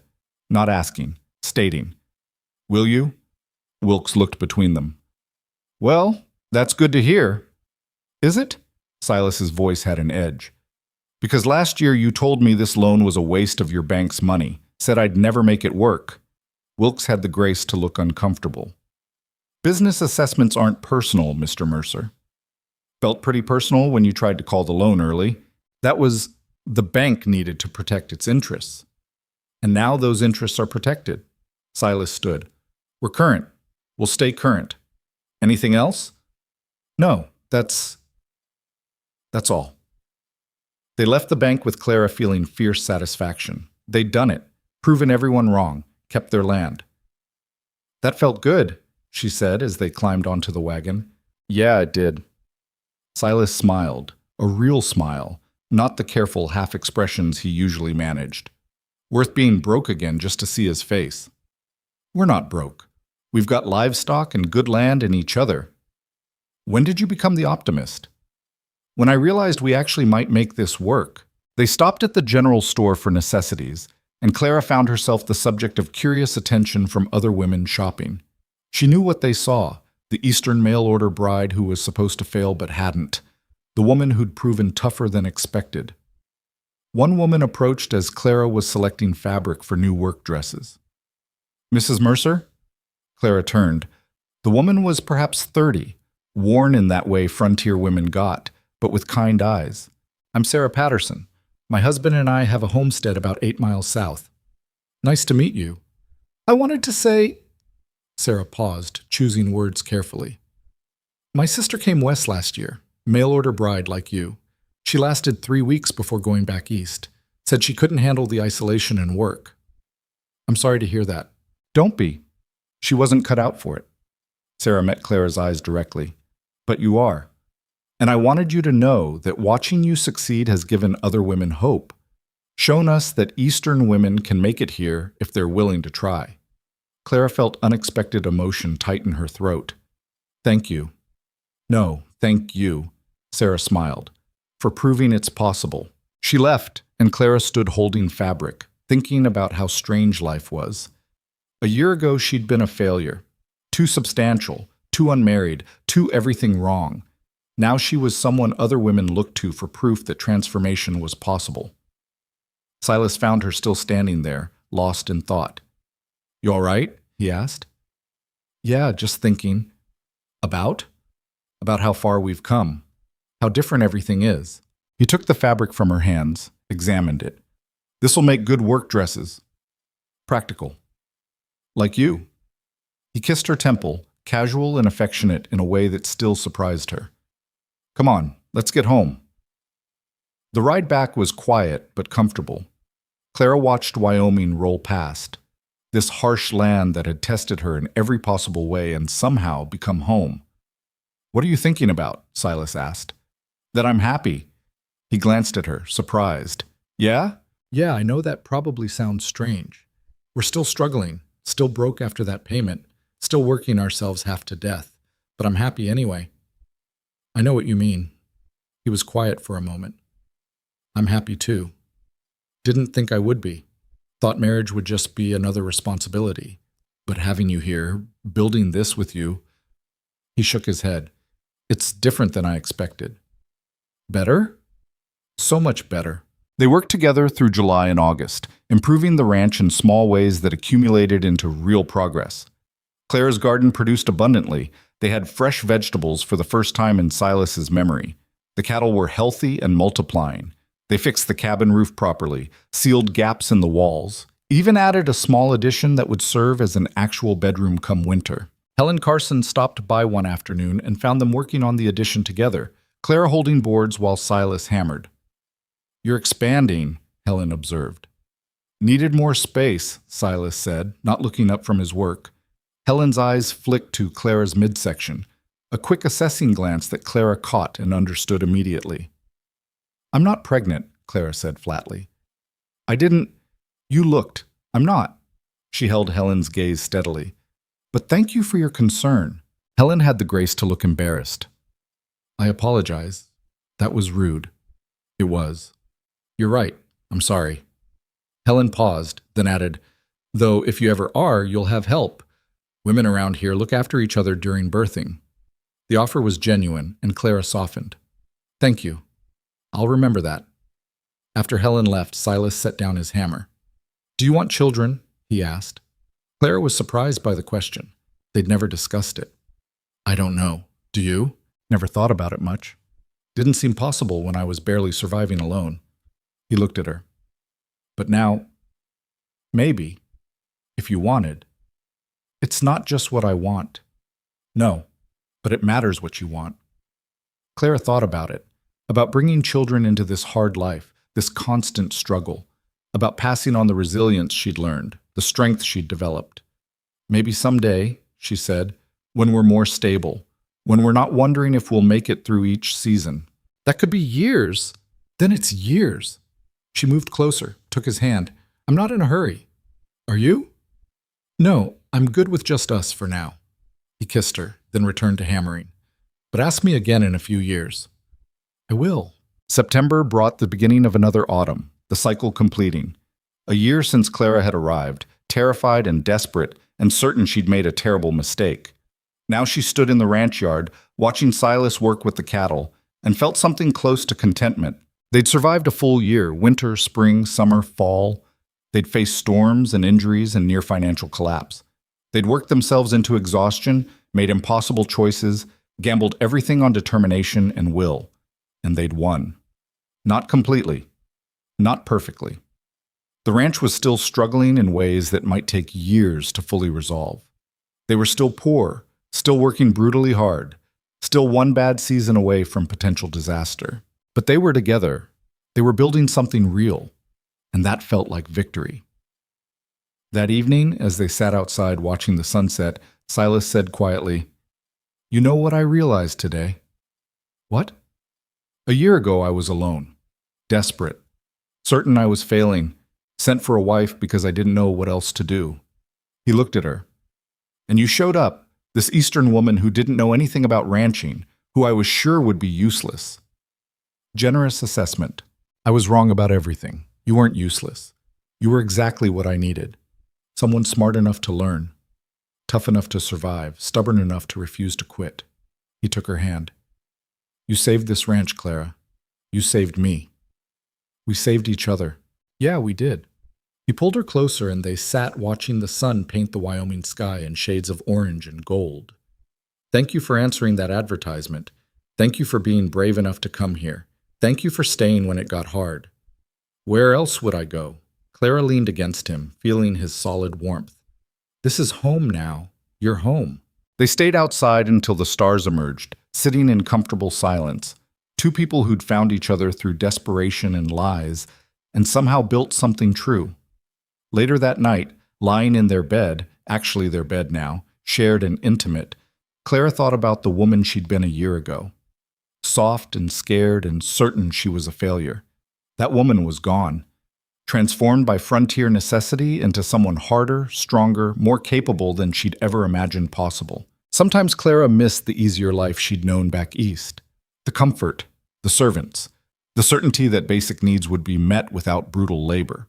But she didn't miss the shame, didn't miss being measured and found wanting, didn't miss the suffocating awareness that she was a disappointment simply for existing in the wrong shape. Here, she was exactly enough, more than enough. She was Clara Mercer, frontier rancher, woman who'd earned her place through work and will and refusing to break. And lying beside the man she'd learned to love, in the home they'd built together, Clara finally felt something she'd never felt back east. She felt like she belonged. The second winter arrived with less terror than the first. Clara and Silas had spent autumn preparing with the efficiency of people who'd learned hard lessons. Extra firewood stacked against the cabin, animals secured in reinforced shelters, supplies laid in with careful calculation. When the first snow fell in late October, they were ready. "Remember last year?" Clara asked, watching white flakes drift past the window. "You could barely milk Bessie without getting kicked." Silas was mending harness by the fire, his hands moving with practiced ease. "Burned more bread than you baked. I was terrified every single day. You hid it well." "Not really." She moved to sit beside him. "I just didn't have the luxury of giving up." He looked at her, and Clara saw recognition in his expression. "Neither of us did." "No, we didn't." They sat in comfortable silence, the kind that came from truly knowing another person. A year and a half had transformed them from desperate strangers into something neither had anticipated, actual partners who'd chosen each other, day after day, through everything that tried to break them. The winter of 1887 was brutal but manageable. They worked together with the synchronization of people who'd learned each other's rhythms. When Silas went to check fence lines, Clara managed the livestock. When Clara was laid up with a bad cold in January, Silas handled cooking without complaint, producing meals that were edible if not particularly inspired. "This tastes like wet leather," Clara said, examining the stew he'd made. "Then you've recovered enough to complain. Good to know." "I'm serious. What did you put in this?" "Food, heat, hope." He sat beside the bed, felt her forehead. "Fever's down, you'll live. To suffer through more of your cooking, apparently. You want better food, get well faster." But he smiled when he said it, and Clara felt warmth that had nothing to do with the fever. By February, Clara realized she'd been sick more than usual, mornings particularly difficult, her stomach rebelling against nothing. She'd dismissed it as winter illness, the body's protest against constant cold and work. Then she missed her monthly bleeding, then missed it again. She told Silas one evening in early March, the words awkward in her mouth because this hadn't been planned, hadn't been discussed beyond that one conversation months ago. "I think I'm pregnant." He looked up from the ledger where he was tracking cattle inventory, expression blank with surprise. "You think?" "I'm fairly certain. All the signs are there." Silas set down the pencil slowly. "How do you feel about that?" It was the right question, not assumptions about her joy or his pride, but genuine inquiry into her actual feelings. "Scared," Clara admitted. "Frontier birthing is dangerous. Women die. Babies die." "Yeah, they do. But also," she searched for words, "also maybe ready. We're more stable now than we were, and I think I want this. Want to build a family with you." Silas crossed to her, took her hands. "I'm scared too. Terrified of something happening to you. But if this is what's happening, then we'll handle it. Together." "Together," Clara repeated, and believed it. She told Helen Carson a week later, knowing she'd need help when the time came. Helen's face lit with genuine pleasure. "Clara, that's wonderful news." "Is it? I'm terrified." "Every woman is terrified her first time. That's normal." Helen squeezed her hands. "But you're strong and healthy. You'll be fine. And I'll be here to help." "You've done this before?" "Helped with 6 births plus my own 3 children. I know what I'm doing." Helen's expression sobered. "It won't be easy, but you're not the type to expect easy." Clara laughed despite her fear. "No, I gave up on easy a long time ago." The pregnancy progressed through spring with varying degrees of discomfort. Clara continued working as long as she could, though Silas became increasingly protective as her belly grew. "You shouldn't be hauling water," he'd say. "Someone has to haul water." "I'll do it." "You're already doing everything else." "Clara, I'm pregnant, not breakable." She met his worried gaze. "I'll stop when I need to stop, I promise." But as summer arrived, the pregnancy became harder to ignore. Clara's body changed in ways that made frontier labor increasingly difficult. She couldn't bend easily, couldn't move quickly, got exhausted faster than she ever had. One afternoon in June, struggling to finish garden work, she had to sit down and just breathe. Silas found her there, leaning against the fence, sweating and clearly done. "Inside," he said gently. "Now." "The garden?" "We'll wait. You're finished for today." Clara wanted to argue but couldn't find the energy. She let Silas help her inside, settled her in the chair by the window, brought her water. "I hate this," she said quietly. "Hate feeling useless." "You're not useless. You're growing a human being. That's work too. Work that doesn't help the ranch. Work that's giving us a future."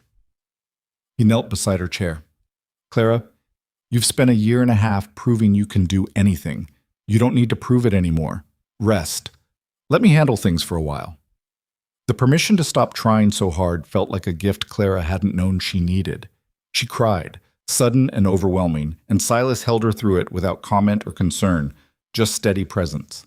The baby came in late July during a heat wave that made everything worse. Clara woke before dawn with contractions that were unmistakable. She'd helped enough animal births to recognize labor when it started. "Silas!" She shook him awake. "It's time." He was up immediately, moving with purpose, born of preparation. They'd planned this. He'd ride to the Carsons, bring Helen back, while Clara waited. Simple. Manageable. Except the contractions were coming faster than expected. Harder. By the time Silas had Brutus saddled, Clara couldn't hide the pain anymore. "Go!" she gasped between contractions. "Hurry!" He rode hard, and Clara was left alone with the most primal experience of her life. The pain was stunning, worse than anything she'd imagined. It consumed everything, reducing the world to breath and endurance and the animal necessity of what her body was doing. She'd faced Wyoming storms and near starvation and injuries that could have killed her. But this was different. This was her body tearing itself apart to create new life, and there was nothing to do but survive it. Helen arrived within the hour, took one look at Clara, and immediately took charge. "How far apart are the contractions?" "Close. Too close." "All right, let's get you positioned." Helen was calm, efficient, her hands gentle but firm. "You're doing fine. This is normal." Normal felt impossible. Clara had never felt less in control of her own body. Silas hovered nearby, clearly wanting to help but having no idea what to do. Helen glanced at him. "Boil water, get clean cloths, then stay close in case I need you." He left gratefully, giving Clara and Helen space. The hours that followed blurred into a single extended moment of pain and effort, and Helen's steady voice guiding her through. Clara had thought she knew what hard work meant, hauling water in winter, mending fences in storms, everything frontier life had thrown at her. But this was harder. This required surrendering control completely, trusting her body to do something it had never done before. "You're almost there," Helen said. "I can see the head. Next contraction, you push hard." Clara pushed, feeling like she was being split in half, hearing herself make sounds she'd never made before. "Again, good. Again." And then suddenly the pressure released and there was crying, high and furious and absolutely perfect. "It's a girl," Helen said, holding a tiny red-faced creature covered in blood and vernix. "Clara, you have a daughter." Helen cleaned the baby quickly, wrapped her in cloth, placed her on Clara's chest. Clara looked down at this impossible tiny person, her daughter, and felt every hard thing she'd survived suddenly make sense. This was why. This moment. This life. Silas appeared in the doorway, his face showing naked emotion Clara had never seen before. "Come meet your daughter," she said. He approached carefully, like the baby might break, and looked down at the small face peering from the blanket. "She's perfect," he whispered. "She's loud," Clara corrected as the baby began crying again. "That too." He touched the baby's tiny hand and impossibly small fingers wrapped around his calloused one. "What should we name her?" They'd discussed names but never settled on anything. Now, looking at this fierce small creature who'd fought her way into the world, Clara knew. "Grace," she said, "because we needed it, because we got it anyway." "Grace Mercer." Silas tested the name. "I like it." Helen finished checking Clara, declared everything looked good, and gave detailed instructions for the coming days. "You rest. Completely. Silas handles everything else." She looked at him sternly. "Everything. Cooking, cleaning, livestock. Clara does nothing but feed the baby and heal. Understood?" "Understood." After Helen left, promising to check on them in a few days, Silas and Clara sat together in the quiet cabin, their daughter between them. "We made a person," Clara said, still stunned by the reality. We did? Are we ready for this? Probably not. Silas looked at her. But we weren't ready for any of this. The ranch, winter, each other. We figured it out anyway. That's a low bar for parenting. It's the only bar we've got. Grace made a small sound, and both of them froze, uncertain what it meant. Then she settled back into sleep, and they relaxed. We're going to be terrible at this, Clara said. Absolutely terrible. But we'll learn. Yeah, we will. The first weeks with Grace were chaos. Clara had thought frontier ranching was hard, but nothing had prepared her for the relentless demands of a newborn.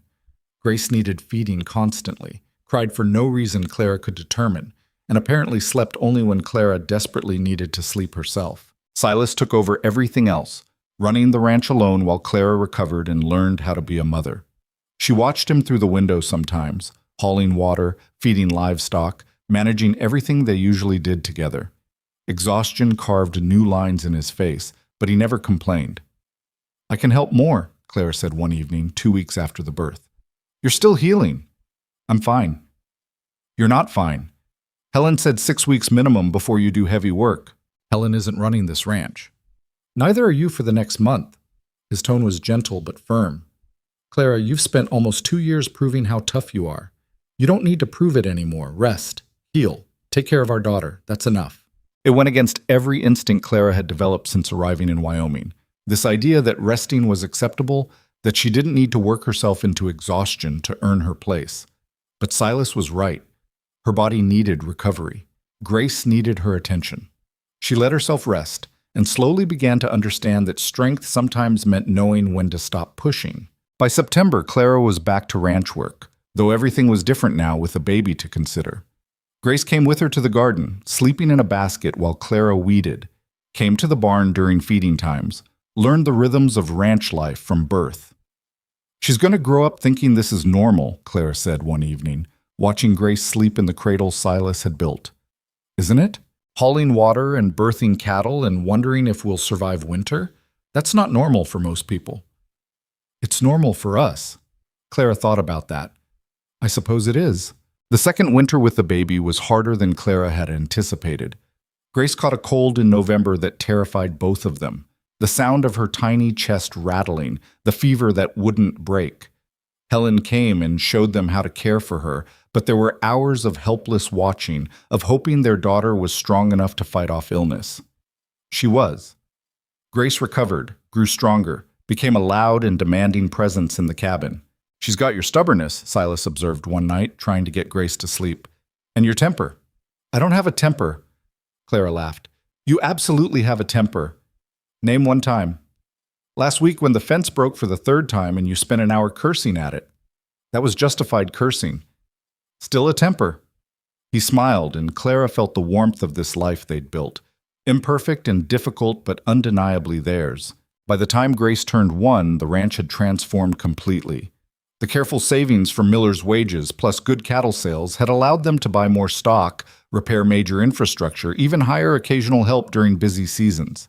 They weren't wealthy, probably never would be. But they were stable in a way that had seemed impossible 2 years earlier. The neighbors treated Clara differently now, not as the Eastern mail-order bride who might fail, but as one of their own. A woman who'd earned respect through work and will and refusing to break. One afternoon in spring, Clara was in town with Grace when she overheard 2 women talking. That's the Mercer woman, one said, the one who came out as a mail-order bride. I heard she could barely boil water when she arrived. Now she runs that ranch better than most men I know. Heard she delivered a breechful by herself while Silas was working elsewhere. I heard that too, and she kept the whole operation going alone through winter while he earned wages at Miller's place. Clara felt satisfaction at the conversation, but also something else. Recognition that she'd become the person these women were describing. Strong, capable, someone worth talking about. She loaded supplies into the wagon, Grace balanced on her hip, and headed home. That evening, sitting outside while Grace played in the grass and Silas worked on harness repair, Clara said, "Do you remember what you wrote in that first letter?" "Which part?"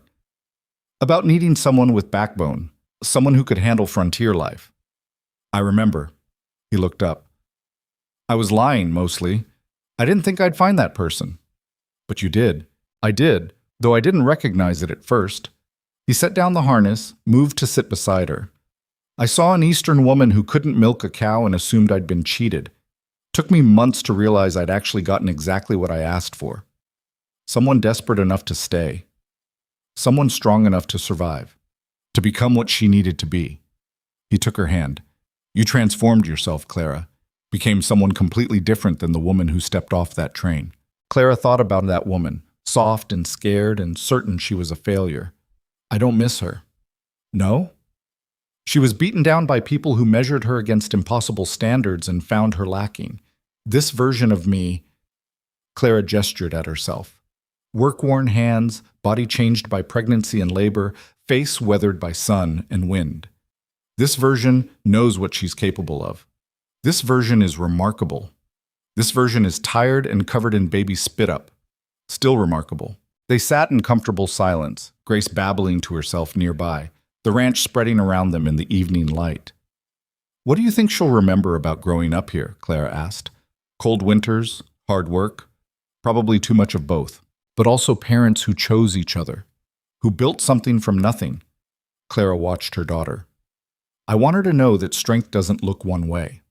That survival is about will, not appearance. That the people who underestimate you give you the advantage. She'll know. Silas pulled Clara closer. She's got you as an example. 3 years became 5. 5 became 10. The ranch grew from a struggling operation into one of the more successful spreads in the territory. They bought neighboring land when it became available, built a proper house with multiple rooms, though the original cabin remained as a reminder of where they'd started. Raised cattle that brought good prices at market. Grace grew into a fierce, capable child who could ride before she could read and wasn't afraid of hard work. She was followed by 2 more children, a son named Thomas and another daughter named Ruth. The cabin that had once felt too small for 2 adults now rang with children's voices and the chaos of family life. Clara's body changed with each pregnancy, with years of labor, with time. She was rounder than ever, scarred and worn, looking nothing like the refined woman who'd arrived from Philadelphia. But she was stronger too, capable in ways that went beyond physical strength. The neighbors who'd once doubted her now sought her advice on animal husbandry and ranch management. Young mail-order brides arriving in the territory came to visit, looking for reassurance that they could survive this life. Clara told them the truth. It would be harder than they imagined, would require becoming someone different than they were. But it was possible. She was proof. Helen Carson remained a close friend. Their relationship evolved from skeptical assessment to genuine respect. I was so wrong about you, Helen said one afternoon, watching their children play together. Thought you'd last maybe a month. I thought I might last a week. What changed? Clara considered the question. I realized I had nothing to lose by trying. Back east, I was a failure. Out here, I had the chance to be something else. So I became something else. You make it sound simple. It wasn't. It was terrifying and painful, and I wanted to quit approximately every day for the first 6 months. Clara smiled. But I didn't quit, and neither did Silas. And somehow, we built this. She gestured at the ranch, the children, the life they'd created. You should be proud, Helen said. I am. One evening, 20 years after Clara had first stepped off the train in Bitter Creek, she and Silas sat on the porch of their house watching sunset paint the Wyoming sky. Their children were grown now, Grace married to a rancher's son, Thomas working the spread with Silas, Ruth finishing school in town. Do you ever think about that first winter? Clara asked. Sometimes. We were so young. We were desperate. That too. Silas took her hand, his grip still strong despite arthritis starting in his fingers. I think about the woman who stepped off that train, how terrified she looked. I was terrified. But you stayed anyway, learned everything, became exactly what this place needed. He looked at her. What I needed. Clara thought about the decades between then and now, the struggles and triumphs, the children raised, the ranch built from nothing into something substantial. You know what the funny thing is, she said? I came here thinking I was a failure, that marriage to a stranger was my last desperate option. And I found out I wasn't a failure at all. I just needed a place where different strengths mattered, where being substantial meant being strong, where survival counted more than appearance. You would have succeeded anywhere. No, I wouldn't have. Back east, I'd have stayed a spinster living in someone's shadow, apologizing for existing. Clara squeezed his hand. Out here, I gotta be myself. Got to build something that mattered. We built it together. We did. They sat in silence, comfortable with each other, in the way only people who'd survived decades together could be. Do you regret it? Silas asked. The lies we told to get here? The deception? Clara thought about those letters, the careful exaggerations, the photographs chosen to mislead, the desperate need driving every dishonest word. No, she said finally, because those lies led to truth. We lied our way into something real. We did. And you know what? I'd do it all again. Every hard day, every winter storm, every moment of terror and doubt.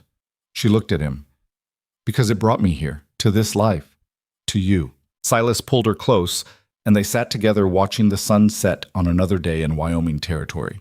Their story became legend in the area, the desperate Eastern woman and the broke rancher who'd built a thriving operation from nothing.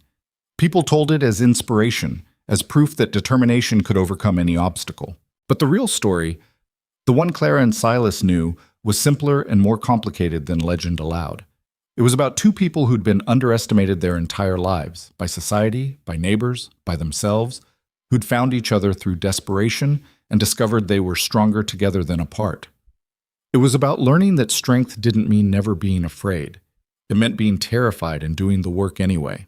It was about transformation, not the magical kind, but the brutal kind earned through failure and persistence and refusing to quit when everyone expected you to fail. It was about lies that became truth because two people chose, every single day, to make them true. Clara never became the delicate thing society had wanted her to be. She became something better, substantial in all the ways that mattered, strong enough to build a life in harsh country, brave enough to become someone completely different than the woman she'd been. And Silas learned that the best partner wasn't the one who arrived perfect, but the one who was willing to transform, to learn, to become what the life required. They built their ranch into something that lasted generations. But more importantly, they built a partnership that survived everything Wyoming threw at them. And on quiet evenings, sitting together watching the sunset, they remembered the lies that brought them together and were grateful they'd been desperate enough to tell them. Because those lies led to the truest thing either of them had ever known, each other.